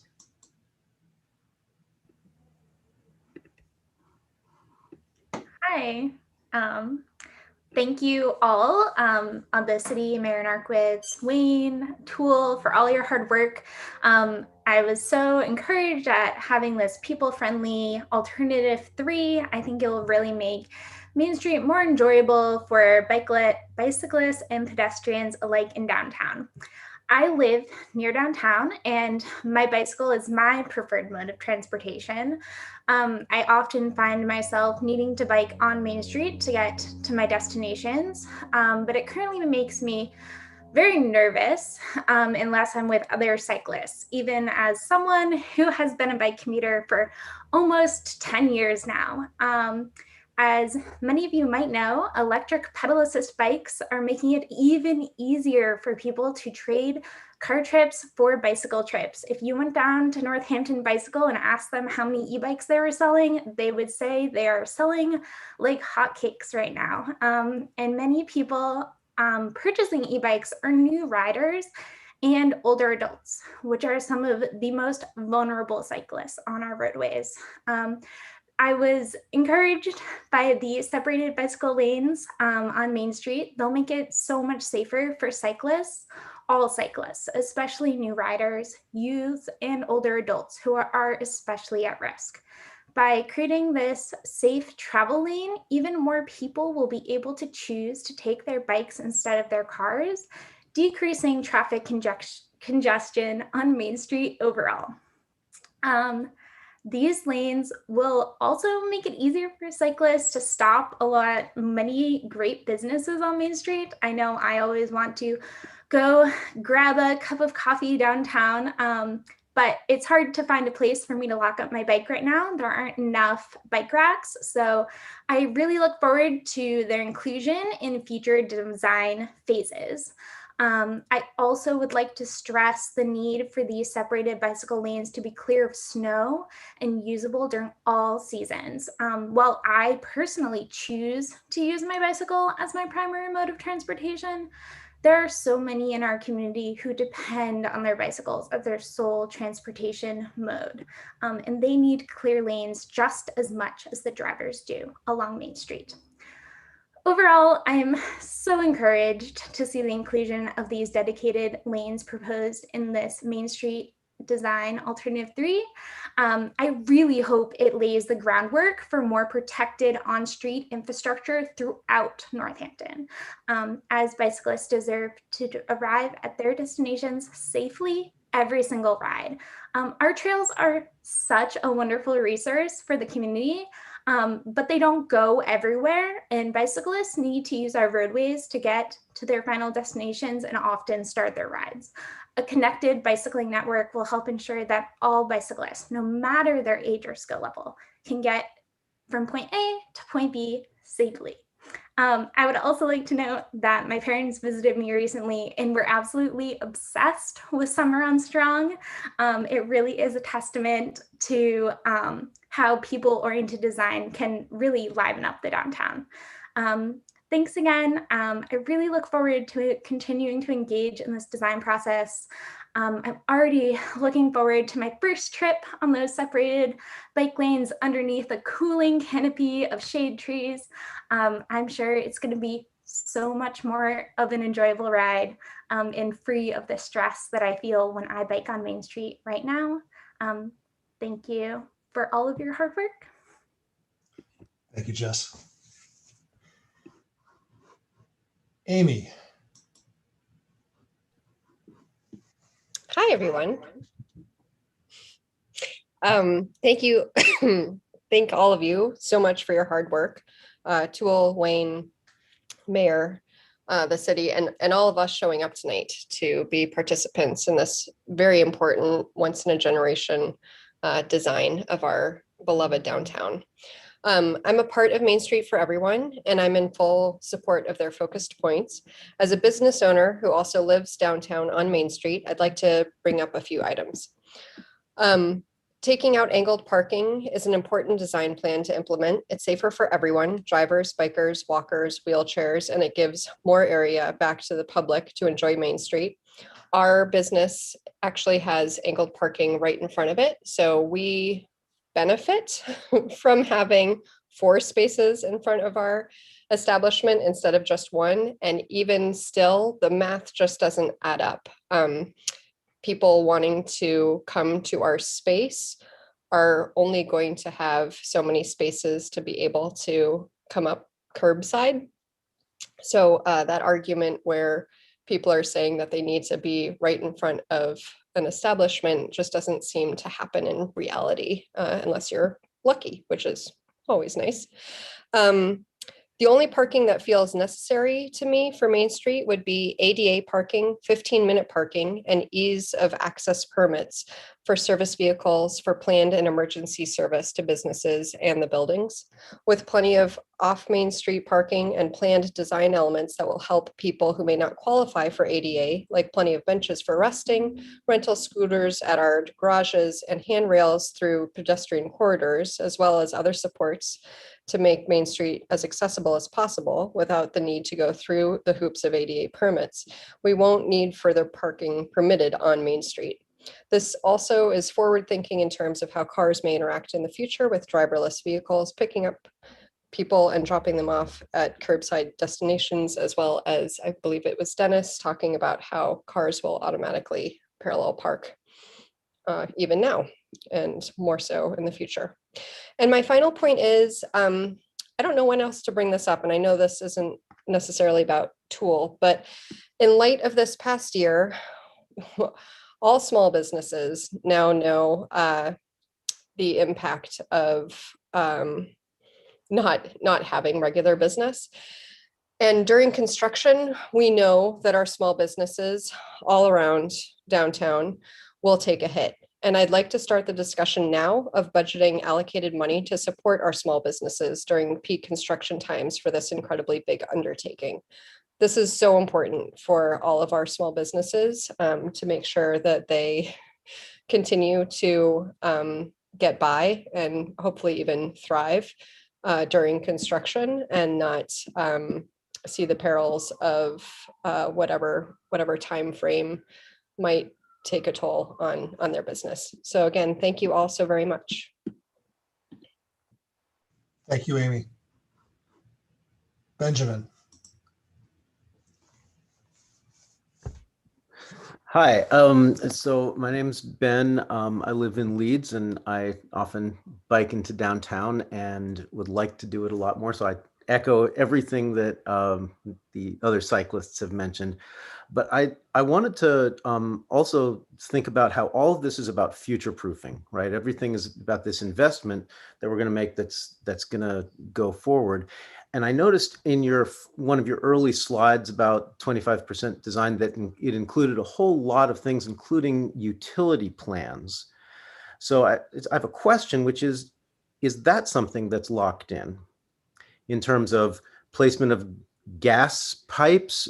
Are we at a stage when we have to worry about, let's say there was going to be a district energy plan downtown. Is that going to be foreclosed at this stage?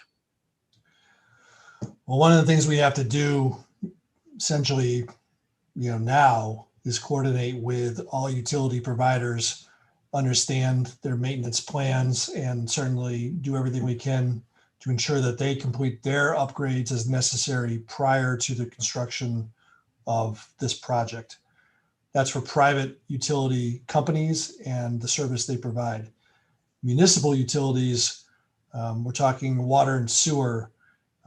Those are aspects that would be, looked at in tandem with this project.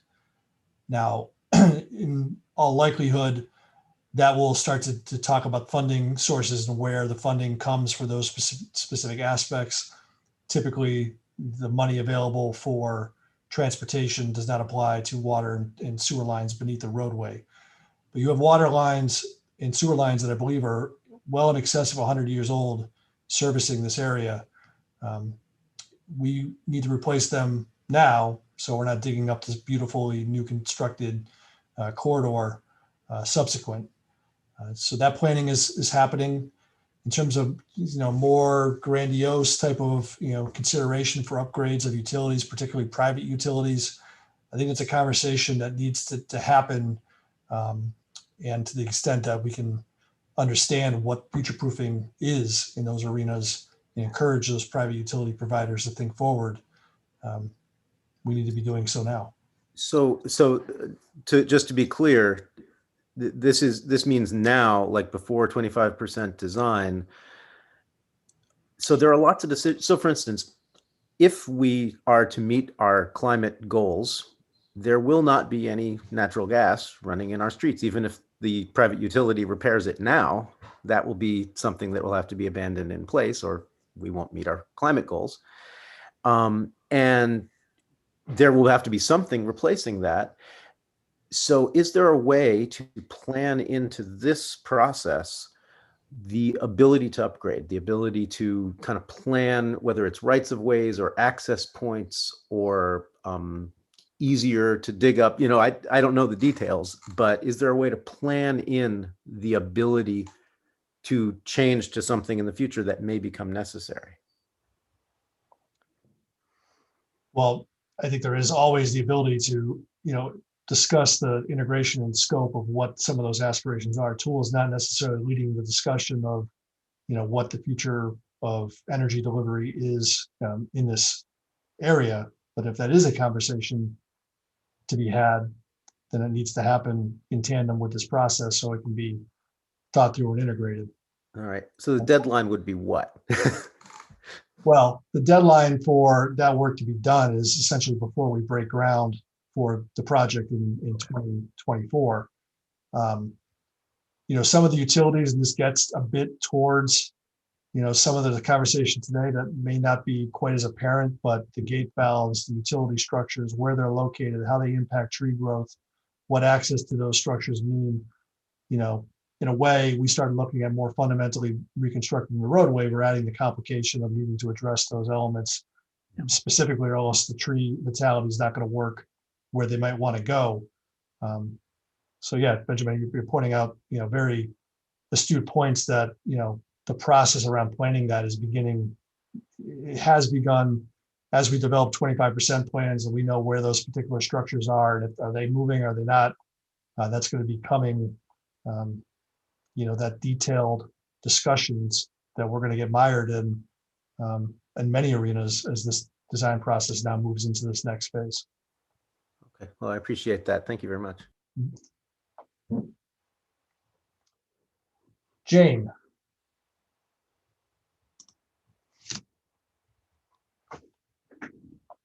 Hello. Hello. Hello. Oh, hi. I just wanted to make a couple points.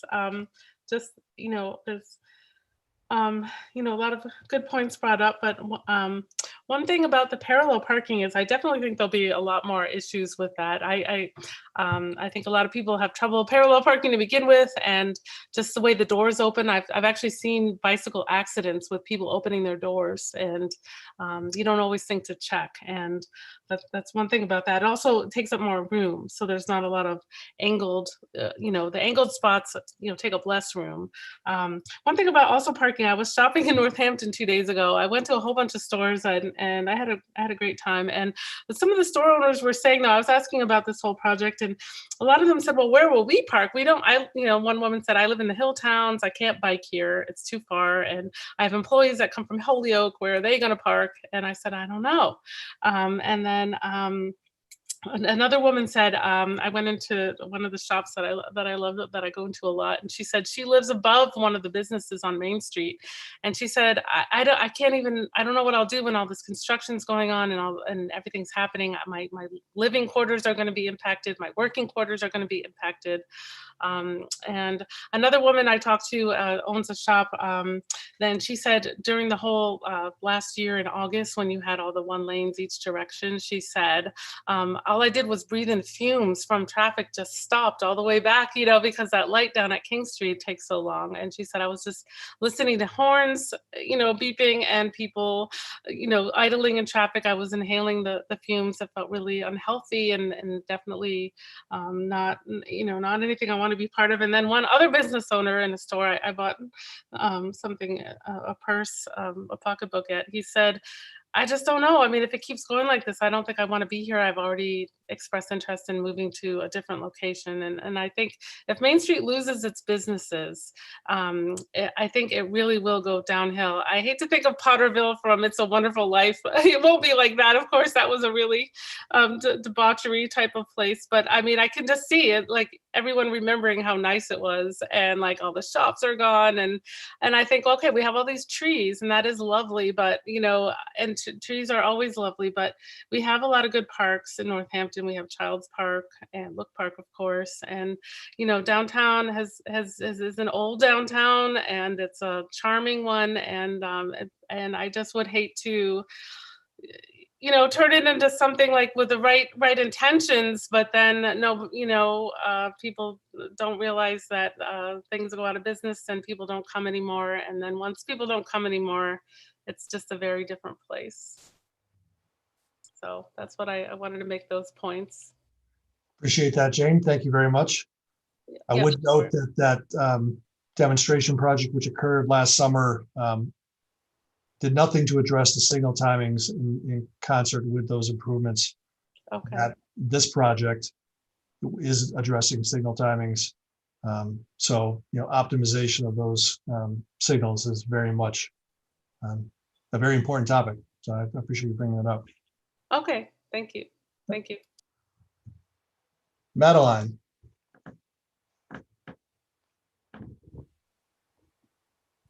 Hello. Thank you very much for letting me speak. I'm a lifelong Northampton resident. I'm a UMass student studying landscape architecture. I don't own a car, and bike is my main mode of transportation. I just want to respond to a few things. One, from what I've read, studies have shown that 2 lanes actually lower traffic, that people switching from lanes causes a lot of standstills, and that overall, having only 2 lanes will benefit our town.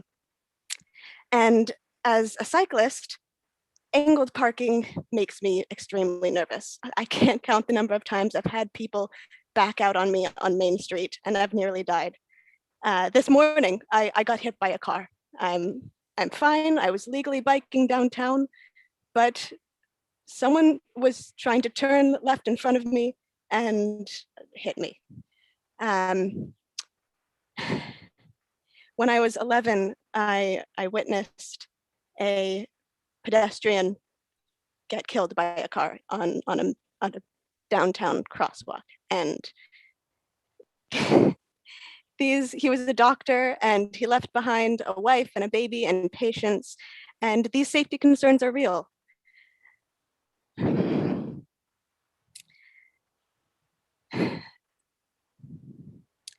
Wide streets are more dangerous than narrow ones. Angle parking is more dangerous than parallel. My generation is left to clean up after the 20th century car obsession.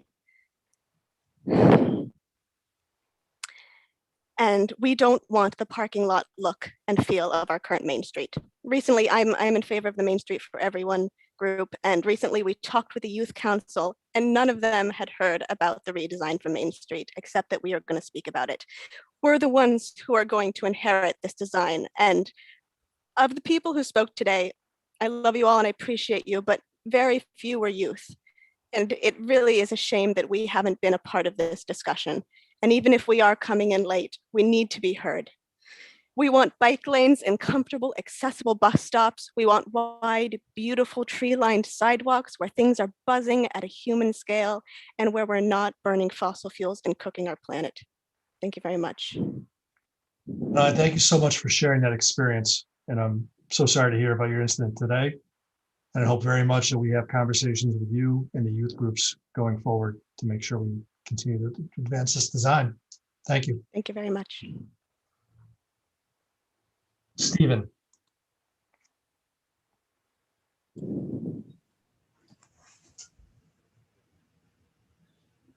Yes, hi. Thank you for the presentation today and for all the hard work that's been put in. I really like most of what I've been hearing, but I have a couple quick comments that I'd like to make. The first is about the angled parking versus the parallel parking. And I've heard a number of really disturbing comments when it comes relating to accessibility. And most of the comments that I hear show just a fundamental misunderstanding of what it's like to have either a disability or to be some way mobility restricted. It's a very large community in Northampton. It's at least 25%.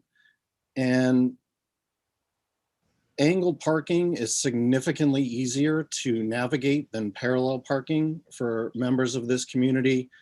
And to just say, well, we'll have a bunch of handicap spots, I think, while well-meaning, and I understand that there's good people involved and there's good intentions, it also just shows a misunderstanding of the community because a very small percentage of people in the disabled / mobility impaired community actually have hang tags. So just putting a bunch of handicap spots really wouldn't address the issues that are going to come up if we eliminate a lot of parking for these people. You know, most of us here have a choice. We can walk into town or we can bike into town, but members of this community, they don't have that choice. And I would hope that a Northampton for All would include the 25% of our community that have issues of mobility and that wouldn't turn our back on them. Another point is that I haven't really heard a lot about, and Jason, this may be a future meeting, is about the side streets and what's going to happen with the side streets. So two things. I see as soon as we restrict parking on Main Street and slow down traffic, two things will happen. Parking will move to the side streets, and also a lot more cars will move to the side streets. And I'm curious what the plan is to handle that when that happens. And then finally, I also haven't heard anything about putting in electric car chargers in any of the spots. I'm assuming that's going to be part of the plan. I just haven't heard it. So just curious about that. And thank you for the time. Thank you, Stephen.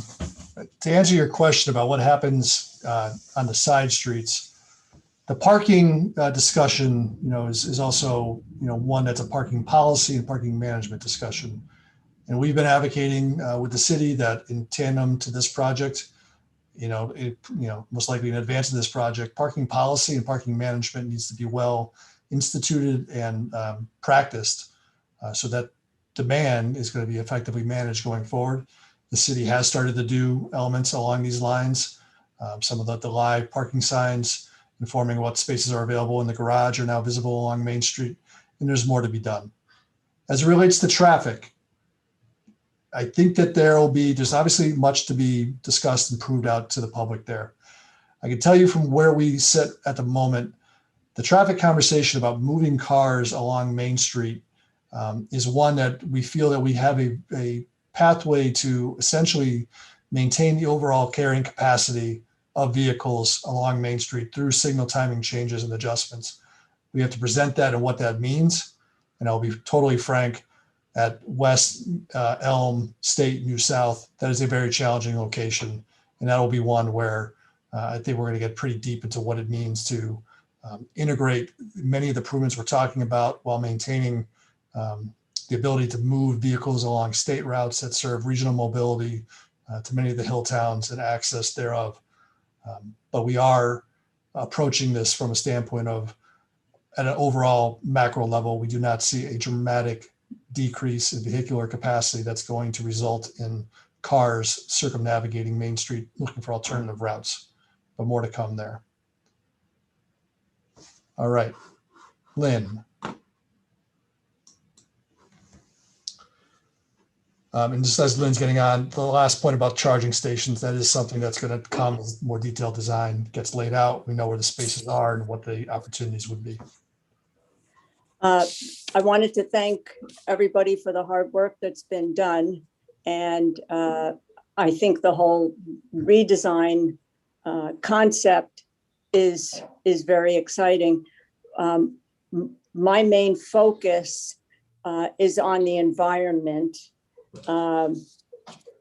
trying to decrease the amount of fossil fuel that we use, and learning to live in a different way dovetails with this redesign.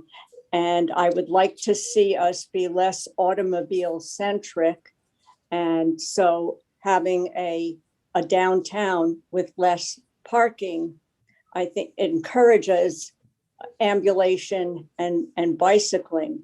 I do think that we need plenty of handicap parking, but I have wondered about adding more parking on the outskirts of town. For instance, maybe in the Roundhouse Plaza, thinking about constructing a multi-level garage so that, we don't have to tie up side streets either. And, there is a fear that when we cut way down on parking downtown, that there won't be enough spaces. So I wanted to bring that concept up.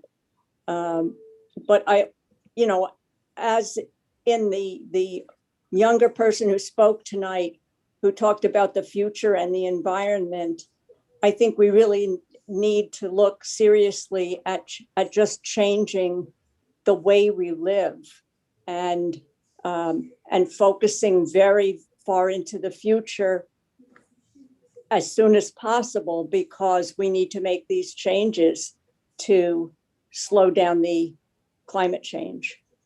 Thank you. Thank you. It being 8 o'clock, I have not seen any new hands raised here for a bit, but we are going to call the discussion period after addressing all the raised hands currently active.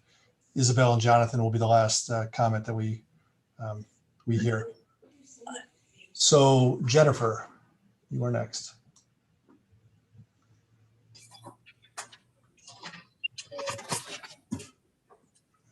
Hey there. It's actually Ryan, Jennifer's partner, but her phone was on. First of all, hey, thank you for giving me a chance to talk. I've been living in the Valley for a spell. I work at Valley Solar now. I regularly drive or bike to work, so I feel like I'm really nailing the multimodal life here. I first wanted to express that while if there's an absolute necessity, cutting down existing trees is of course acceptable. but I think we would all feel a stunning amount of pain and loss in having essentially a canopy-less downtown for a decade. So to the extent that we can keep what we have, I think there's a lot of merit in that, even if it puts us in sort of some suboptimal positions for other trees. I wanted to echo a question or comment made about having electrical vehicle parking downtown. I feel like it's just another way in which we can flex our credentials as being environmentally conscious and forward thinking. I want to tie into that a question of if we were considering having any perhaps conspicuous solar power installation downtown. I'm imagining just things like lights or other common utilities that to express our commitment could be visibly powered by solar power. And then I don't know if this question is beyond the pale, but I feel like there's an inevitability of autonomous vehicles, namely through companies like Uber establishing fleets of autonomous vehicles in our downtown. And I'm wondering what the current thought is on accommodating those and creating structures that make it safer to have autonomous vehicles in our downtown. And that's all. Thanks. Thank you. In terms of autonomous vehicles and use of the curb, that's a very significant topic that many places are grappling with. I would also say the full delivery of autonomous vehicles has been foreshadowed for decades, and technology components, as much as they are, being presented as being right around the corner, there's still quite a bit to be proven out. From my technical opinion, as a graduate student of UMass, we were having these conversations decades ago, and while it certainly is advanced and certainly things that we need to consider, the flexible use of the curb, not just for autonomous vehicles, but for micromobility, the TNCs, loading, transit, microtransit, it is a very broad conversation and a very important one, and certainly one that TOOL is at the forefront of, and looking forward to aid the city in planning for the future. Randy.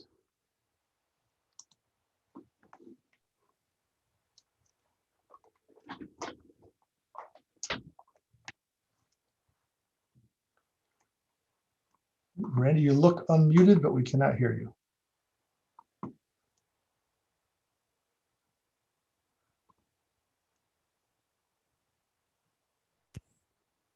Can you hear me now? Okay.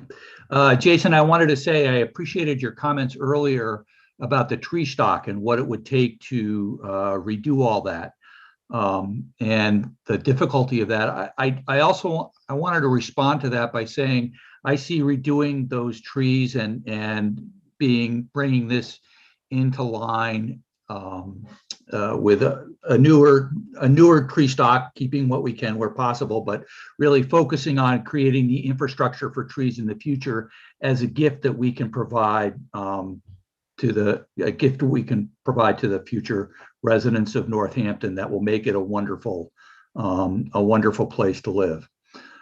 In terms of traffic and what's going on in downtown, I think so much of downtown is given to cars right now, from the street to the existing parking. And I think there's something over 1,000 parking spaces that are available downtown that we've already given and to the downtown.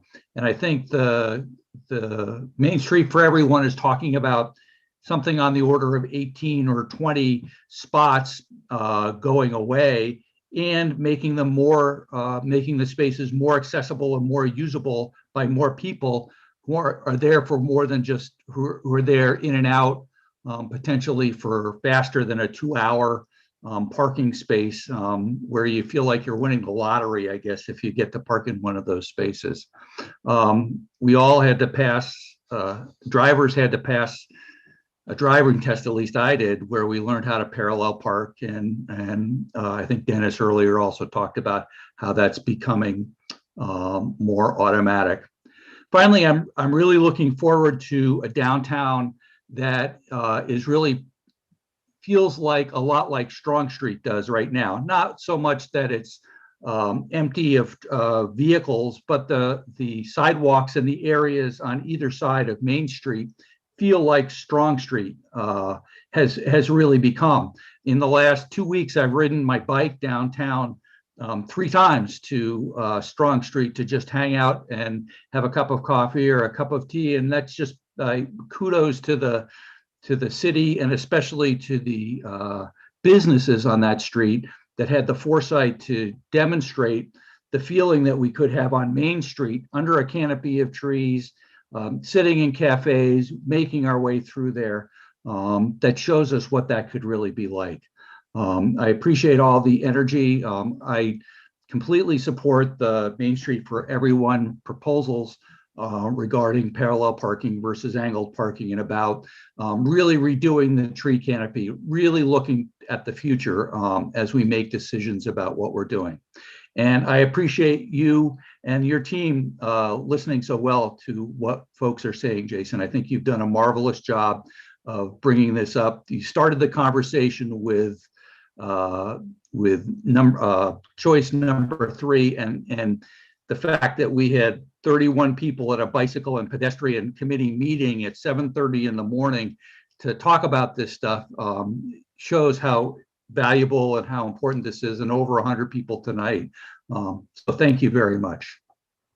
Appreciate that, Randy. Thank you. Susan.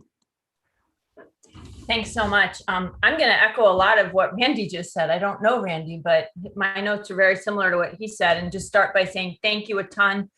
Thank you for letting us have a chance to have this conversation and for guiding it and for listening. I feel like we're really being listened to, and I appreciate that a lot. 2 topics I wanted to just bring up: trees. I've learned a lot about trees over the last month or 2 by talking to people who know a lot more. And I didn't really realize that our current tree stock has a lot of problems, whether it be species or just the longevity of it. And so you asked us for some of our feedback about special spaces and how we felt about that. And listening tonight, I feel like maybe there are some tree pockets that people mentioned that are still healthy and viable, and maybe that makes a special spot with that kind of tree. But as somebody who's 52 and a lot older than the younger generation, somebody mentioned that we're leaving a real climate mess too. I would be really excited for us to be bold about planning for the future so that future generations have the shade they need. It's already super hot walking around downtown, even in June, without enough shade. And to get people in there to figure out what it's going to take so that this space is shaded and people want to hang out in it in 10 and 20 years, not just in the next few years.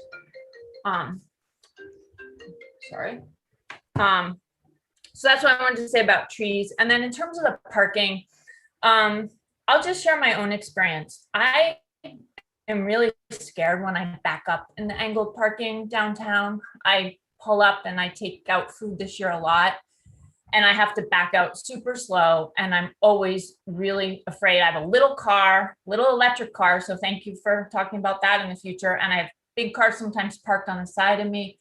And it's really scary to back that car up. So I try to avoid those spots actually at times. And the other thing I've learned over the last month is just that our Main Street's really, really wide. So that leads me to prioritize more parallel parking and less angled parking. And as I finish here, Jason, if you're willing to just clarify for us, because I've read a lot of different things in the paper, and I think this is an important part of a community conversation, is to get the facts right.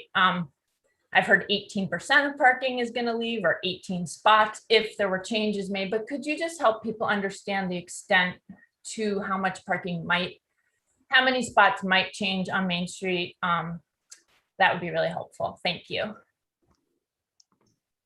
Well, I give you the official answer in terms of alternative 3 as it was constituted back when the last meeting. That was an 18% reduction in the parking stock compared to existing conditions.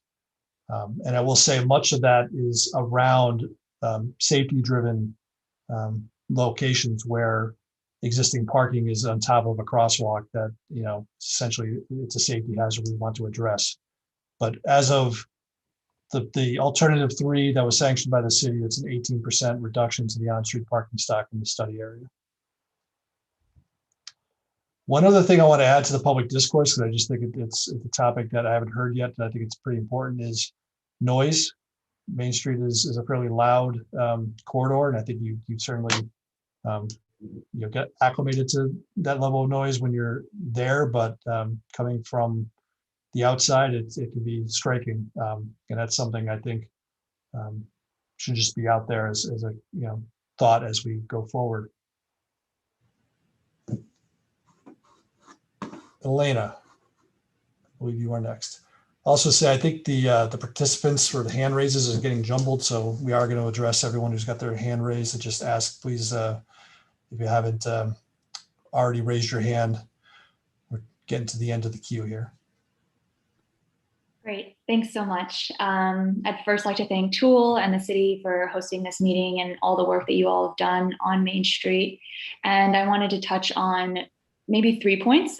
First, the noise really quickly. It's true that Main Street is incredibly loud, and I've only recently relocated to Northampton in the last few years, and what I've noticed is that Main Street is just as loud as some streets in Boston. And those were quieted during the pandemic, and it was just so lovely to be able to hear birds and conversations being had, and really it stems from cars.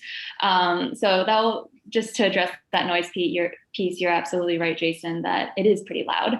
But my prepared comments were mainly about disabilities and climate change. I wanted to touch on disabilities and just say that they take all shapes and forms. And I don't want to dismiss the importance of having handicap parking or parking that's accessible directly in front of stores for those who might be mobility challenged. But I also want to emphasize that not all disabilities or those who have disabilities are able to drive. So thinking about the legally blind and maybe those who are epileptic, and thinking about folks who don't use cars as transportation and who might be taking the bus and who might be walking, or because they don't have a license might be biking downtown, and making sure that we're able to accommodate all of those people when coming to visit downtown, or maybe they're living downtown.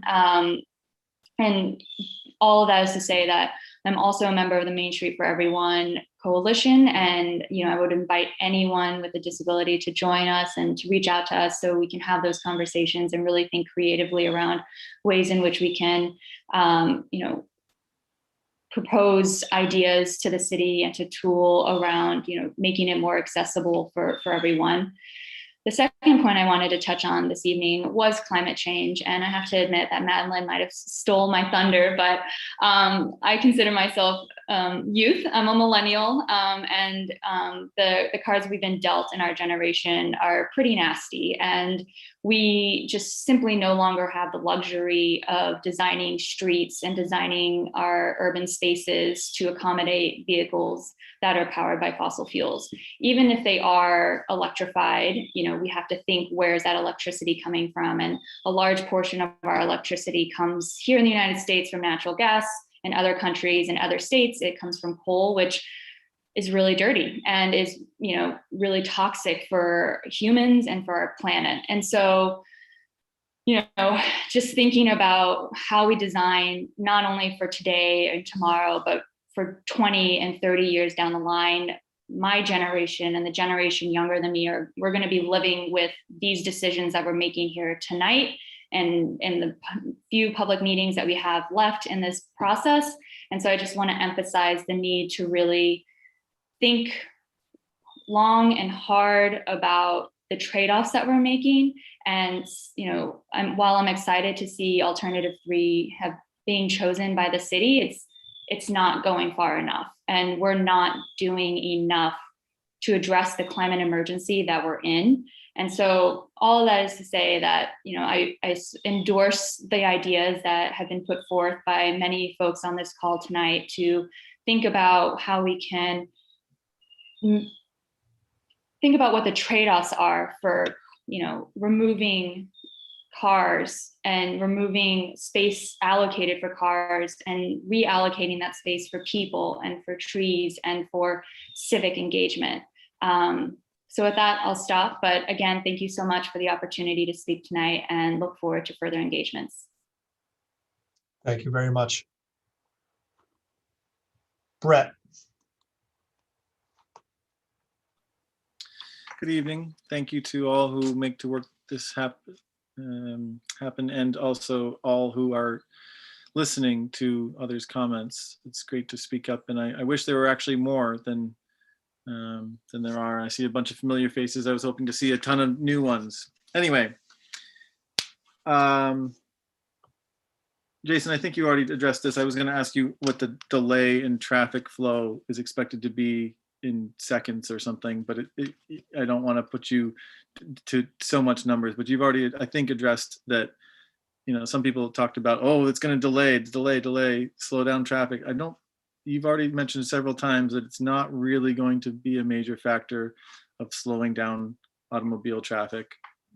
So I wanted to emphasize that. Again, as a lot of people have said, I'd like to design a main street that's not car centric. Every car, every automobile has a human in it, at least as of now. And those humans are the important parts to think about. Thinking about the humans who get out of the cars and shop, play, work, live in downtown, and even go through downtown to other businesses, as Kristen mentioned. The other thing that I've heard that keeps irking me is this idea of us versus them in the business community. And it's impossible to talk to the future business owners, right? We talk about reaching out to stakeholders. Well, we can't reach out to the future stakeholders. But so all we can do is make our best guess as to what they might want. And I think that they're going to want a downtown that's going to attract people to stay longer under the shady trees, to come and feel safe and welcomed and want to stay longer and spend more money there. And I think that the more that we can create these special spaces, the larger spaces that we can create for the humans rather than the automobiles is the way to go. The garage is a great place for electrical vehicle chargers. I would love to see some handicap plate electrical charging stations on Main Street, but I don't think that we should put just regular, anybody can park here car charger stations on Main Street. I think those should be actually in the garage or elsewhere to, again, emphasize that those spaces are for those who need them the most. And lastly, talking about parking, James Winston spoke earlier tonight about compromise. And I think we probably do need a compromise. Everybody will need to compromise in some way. But I think between what I've heard most tonight is that going beyond option 3 to something further is what most people are supporting. And I think we'll probably need to compromise between that and some realities. But I would like to see, as you go block by block, please do look for those places to add more trees or larger spaces or larger sidewalks. And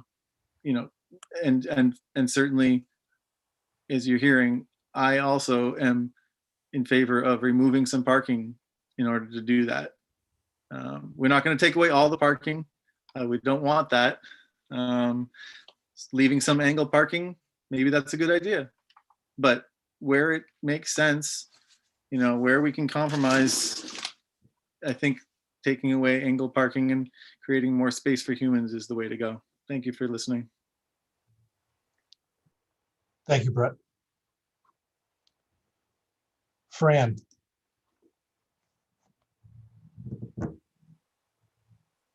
right. Hi. Hi, I'm Fran Volkman and I'm very old. And I've lived here since 1964. And I've been involved in city government one way or another for many, many years. I know a lot of the folks around, except the young ones. And I want to say something about process. That's kind of where you come down at the end of 30 or 40 years of doing this kind of stuff. I am enormously grateful to Wayne Fiden, who I have sort of on and off worked with for about 30 years, and who has done wonderful things for this city. And I would also want to appreciate David Narkowitz, who I think is just a fantastic mayor. And I appreciate the kind of process that Wayne has put in place here. And I have enormous appreciation for you, Jason, and your company, and the expertise and professionalism that you have brought to all this. But I, over the years, have come to adopt a kind of saying that was actually made by Einstein, who says we should move as fast as possible, but not faster. And I think we're at a turning point right now where we're a little bit likely to move faster than possible. I've sat here and listened tonight to all of the comments, and I've heard one after another talking about Main Street for everyone. But I've also heard people in charge, Jason, you and others, say that that's not on the table, that we have already come to our options, and that we're going to go forward on the basis of those options. And I think that's a little faster than possible. We have, most of the work is done. Most of what you've done is applicable. It's not like going back and starting all over again. It's just a little difference, but it's a difference that makes a huge difference over the long run. I want everybody at the end of the day to be able to say, we listened to all the major voices. Now, this Main Street for Everyone, I'm not associated with them, but they've got over 40 businesses signed on. That's major. That's not just something coming out of the woodwork. They have things to say here that should be heard. And it won't slow you down all that much. And at the end of the day, everybody will be able to say, we listened to everybody who had an important thing to say here.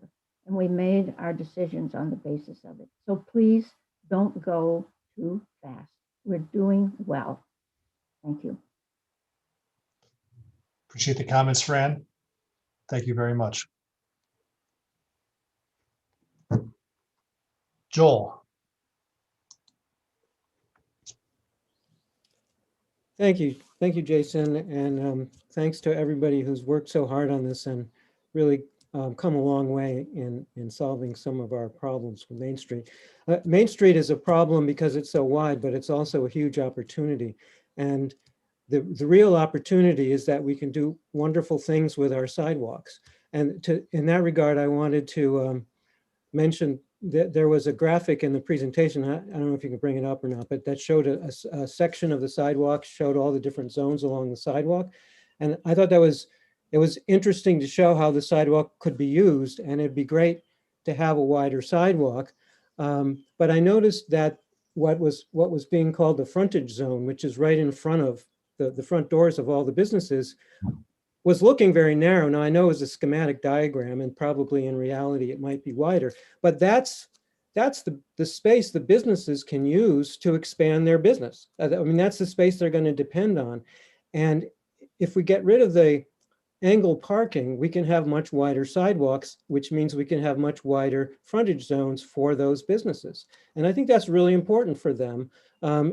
if it's if the ratio of those different zones is what was shown in that graphic, it's really quite narrow, because there are those competing demands for sidewalk space. There's the tree zone, this clear space for pedestrians to pass. There's bicycle parking. There's all sorts of things you want to have within that wide sidewalk, but you want to make sure you have enough room for the businesses to put chairs and tables and displays out there.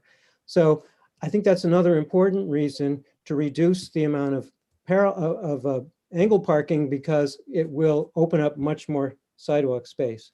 And I'm also a professional urban planner. I've been through this process with a number of different communities, and it's been clear in my experience that 2 or 3 lanes function just as well, or even sometimes better than the wider, the 4-lane approach. So I think it's really important that we stick with no more than 3 lanes, and take advantage of the fact that that will enable us to have much better sidewalks, which ultimately, what goes on the sidewalk is going to be the draw that's going to make people want to come to Northampton. Thank you. Thank you, Joel. I do want to leave folks with a bit of a sense of, opportunity and what some level of choice is going to be. Yes, parallel parking, angle parking, it's a topic that's been with this project from the beginning. It's going to be a topic I'm sure we're going to be carrying forward, some time. I do think that that topic is related to the tree stock and existing trees versus new trees. And looking at space kind of in tandem, which is what the intention is, to hold that conversation now in form as to how it applies to Main Street in specific locations, improving through design possibilities and trade-offs. To Ruth's point, we have to have that conversation, but we have to have it in a framework of, this is Main Street, this is what is achievable, and this is what the choices are, not a theoretical cross-section that we can kind of line up on either side of and advocate for. We need to be doing this in real time, in real space for Northampton, and that is the intention going forward. And that is going to take the time it needs to have to get through. So we are driving this process, but we also have a sense of, we need to get to a point where we know this design hits the mark through the myriad of factors that we're being presented with. Isabel and Jonathan. Hi. I missed a little bit of this because I had to put my kids to bed, but I had a question and a statement. I used to live in the Berkshires, excuse me, in Great Barrington, and they used to have these beautiful trees down Main Street. And then they had to rip them all out because their root systems got too big, and they planted new ones. But my question to you is, if we plant new trees, like a bunch of new trees, are we just going to have to redo the sidewalks? I mean, I live on Franklin Street and the sidewalks are so horrible, I can't push my stroller around.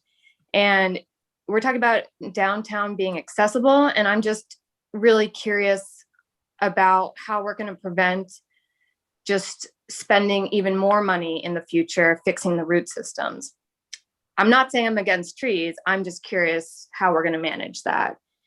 And then I guess my statement is, I am definitely for a change for downtown. I think it needs a rejuvenation. It feels like it's time for that. I'm concerned about the parking. I have 2 young children. I cannot get to downtown walking at this point in my life. I know tons of people don't live downtown. They live further and they need to drive in, let alone people with disabilities. And not everyone can bike. I think it's a very privileged thing that a lot of this conversation is around people who can bike and who can walk to downtown. And also, I'm concerned about the parking size. Are the lots going to be small for primarily the compact cars? Because not everyone has a compact car, and I certainly don't. I think they're great for the environment. Obviously, you know, if we all could have compact cars, that'd be great. And then I just want to make sure that our changes aren't just superficial. They're not just like potted plants and painted sidewalks. When you guys redid Pulaski Park, I was expecting another playground to be put in, and instead there's a few stumps for children to walk around. I hope that this is a significant change and not just a facelift, basically. But I'm excited to see what we can all come up with. So thank you. Thank you. In regards to your question about trees and long-term viability, yes, our landscape architecture team, Stephanie, we have work to do in terms of ensuring the integrity of that design. There have been many failed attempts at street trees to deliver, you know, the benefits that we're talking about, but proved to not be viable plans. So ensuring the detailing is right and that is not basically a threat to, you know, upset the accessibility and other aspects of this design. You know, to say that it's very crucial for me is probably not exactly the response you want to hear, but we have to ensure that the integrity of this design does not provide that latent potential going forward. And that's going to be very much in the details and, you know, design best practice. Jason, if I can just jump in real fast, just specifically like some strategies around trees, or if we can provide more water to the trees and, you know, particularly permeability a little further away from the trunks, that helps trees spread out their roots more. Tree species, the ones that we choose, some trees root a little deeper than others.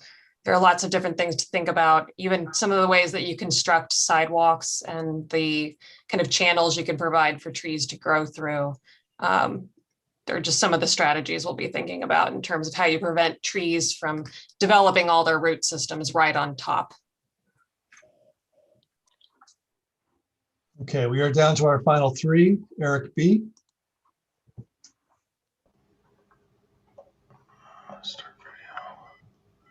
Hello. Thanks to the design team, the city officials, and all participants. Obviously, there's a lot of passionate people. I have a few points I want to bring up. One, regarding the trees. Yes, I agree we should trade the existing stock for species that are going to serve us better, be taller, bigger, provide more shade, provide more of the atmosphere that we're going for in the long term. I think maybe we can be strategic about the maturity and size of the trees. Spend more money on larger trees where we'll get the most benefit, you know, areas that aren't shaded by other structures, and other areas where there is existing shade sources, maybe, you know, use less mature, smaller trees. Maybe find some kind of balance. I know that makes things a little more complicated for implementation, but it's one idea. I agree with a lot, you know, everything people's been saying about restoring the balance to the people, to the downtown space, and the climate emergency. I specifically wanted to focus a little bit more on what Joel was alluding to. You know, there's a lot of facets to downtown, but the businesses and the venues, to me, they're the anchors. They're the draw. They're the thing that brings us down there. And so we really need to create the conditions for businesses to thrive well into the future, and different forms of businesses. And we have to create a place where people want to be. I mean, it's just the bottom line, right? If it's not a fun, enjoyable, comfortable place to be, people aren't going to come. And I'm worried that Alternative 3 in its present form just tries to squeeze too much function into too small of an area. And it's going to feel crowded. It's not going to feel comfortable. There's going to be user conflicts. And specifically, as Joel said, the frontage zone just, I know that was an illustration, but in general, when you look at the plan, the frontage zones just seem insufficient. We want all the businesses on Main Street to have outdoor opportunities, especially because we don't know what the form of those businesses are going to be. And if all the storefronts don't have an equal opportunity to expand outdoors, then we're basically picking, you know, which ones are going to be successful and which ones are going to be less desirable or maybe vacant. I mean, we're all concerned about the vacant storefronts, so we really need to, you know, think about how we're going to make downtown appealing and get some critical mass. And I think once we get some critical mass, we can look at things like valet parking. I mean, that's a solution that I haven't heard brought up yet. mean, obviously you need enough business to support that. But once we have it, that alleviates some of the park concerns, right? So, yeah, I think that was everything. Thank you for the opportunity to comment. Thank you, Eric. Downey. Thank you for the opportunity to speak. I just want to note that there's been some inconsistency in addressing bicycling behind angled parking. So I am a longtime cyclist, and I have had friends who have been doored. I'm not sure why there's concern about angled parking if there are two bike lanes that are separated from traffic. So again, if bicyclists chose to be in the traffic lanes, then they would face that prospect, but there should be two protected bike lanes for them as well. The other thing I want to emphasize is that the use of the outdoor spaces, those will be public spaces, and the city may grant owners of businesses a limited license to use those spaces. However, they do not have the full control, and I believe that the mayor noted that the current outdoor dining spaces, that the control over those spaces is not exclusive, and that anyone wishing to sit within those spaces will be permitted to. So, I think that we don't want to pretend that business owners can just expand out into the curb, and that they can base their operations on having new space. This would be space that they would use in cooperation, or, basically, if the city was to grant them to license, and if it was actually to work for their business. I think the other thing is that, talking about process, I've been on the Community Preservation Committee for 8 years, and the Conservation Commission for 8 years, School Committee for 10 years. One of the things I find interesting about this is that in Northampton, we hold process above all. We had a process here where I think it should be clear that there was option 3 that was not favored by all, and then there was an option short of 3 that was favored by others, and that we went to option 3. And now what we're looking at is a group coming in at late in the process and saying we want 3+. And I think that it will behoove the city to avoid the separation and avoid the controversy, to really anchor themselves on the parameters that were set forth in option 3 and make minor adjustments. And I don't think there's any way to characterize angled parking to parallel parking as a minor adjustment. And thank you for giving me the opportunity to speak. Thank you. All right, Ruthie, you are our final commenter of the evening. Take it away.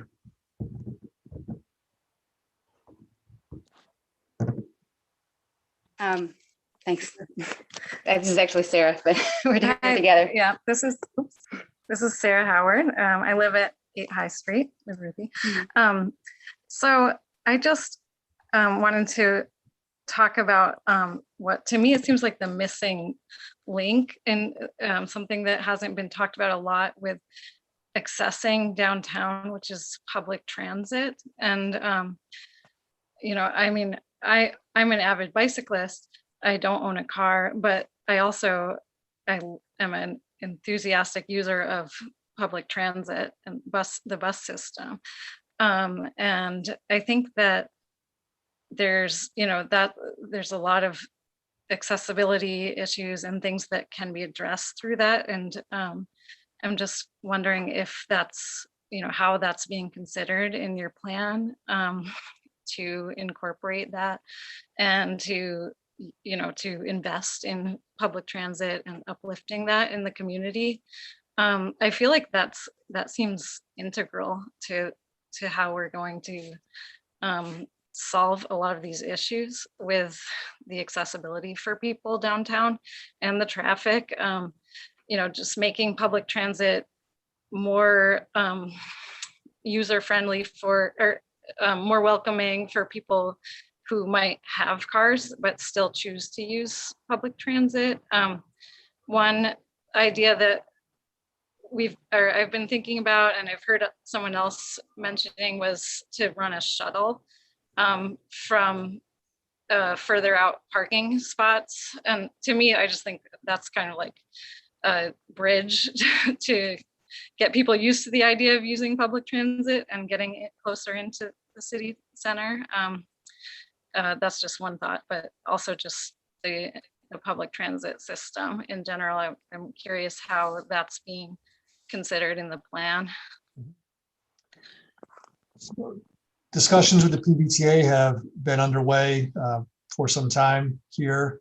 We have the pulse point at Pulaski Park and ensuring accessibility to that location, as well as the integration and access to transit from pedestrian and bicyclists looking to whether integrate or not impede the accessibility to the transit service is in many ways reflected in the geometric design and best practice of ensuring the separation of users. In terms of elevating the transit system and promoting it more as an integral use, transit signal priority is something that you have technology-wise in some of the locations or in the signalized locations today. Ensuring that that system is being optimized and used in a way that best facilitates the priority of ensuring the transit system is reliable, stays at its headways, and frankly, prioritizes that component is something we're going to be looking to maximize as we head into it. This. You also have the future commuter rail service that is somewhat there in the background, and as that potentially gets enhanced, and as you see public transit in many forms become more of a viable connection, it is very much how we build off of that and allow that last mile connection to basically facilitate further efficacy of that use. So I think it's a combination of enhancing the existing bus service and connecting and providing ancillary services and connections that allow reliability and ensuring that you can access downtown without need of a private vehicle.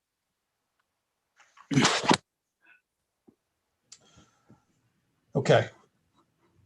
So that wraps up our public comment. I want to thank everybody for their input. This was very valuable for us. The conversation around the civic spaces, I've been terming it, between the curb and the building face, hearing the themes of the conversation tonight is extremely informative as we progress design decisions going forward. Wayne, Mr. Manor, if you want to add anything before we close. He's falling asleep. The mayor's already left. I said, he said, The last thing I'll just say is setting expectation for I was in the middle of draft. future. We have need to do communicate what the focus and the topic of you kind of need in the day, whether that's a specific realm of traffic or if it's specific blocks of interest. And letting folks know where we are in that process. That's going to require some communication. We have the availability of the listserv here that informed all of you of this meeting, the city website, and other forums for communication. I think we'll let everyone enjoy the 4th of July holiday here, and then start to put out kind of specific information of this is the focus of the moment for the design team, and forums and opportunities to weigh in and hear what the prevailing thought is as we look to integrate a more detailed design for consumption. That is all I have. Thank you so much for your time, and I hope everyone else enjoys their evening.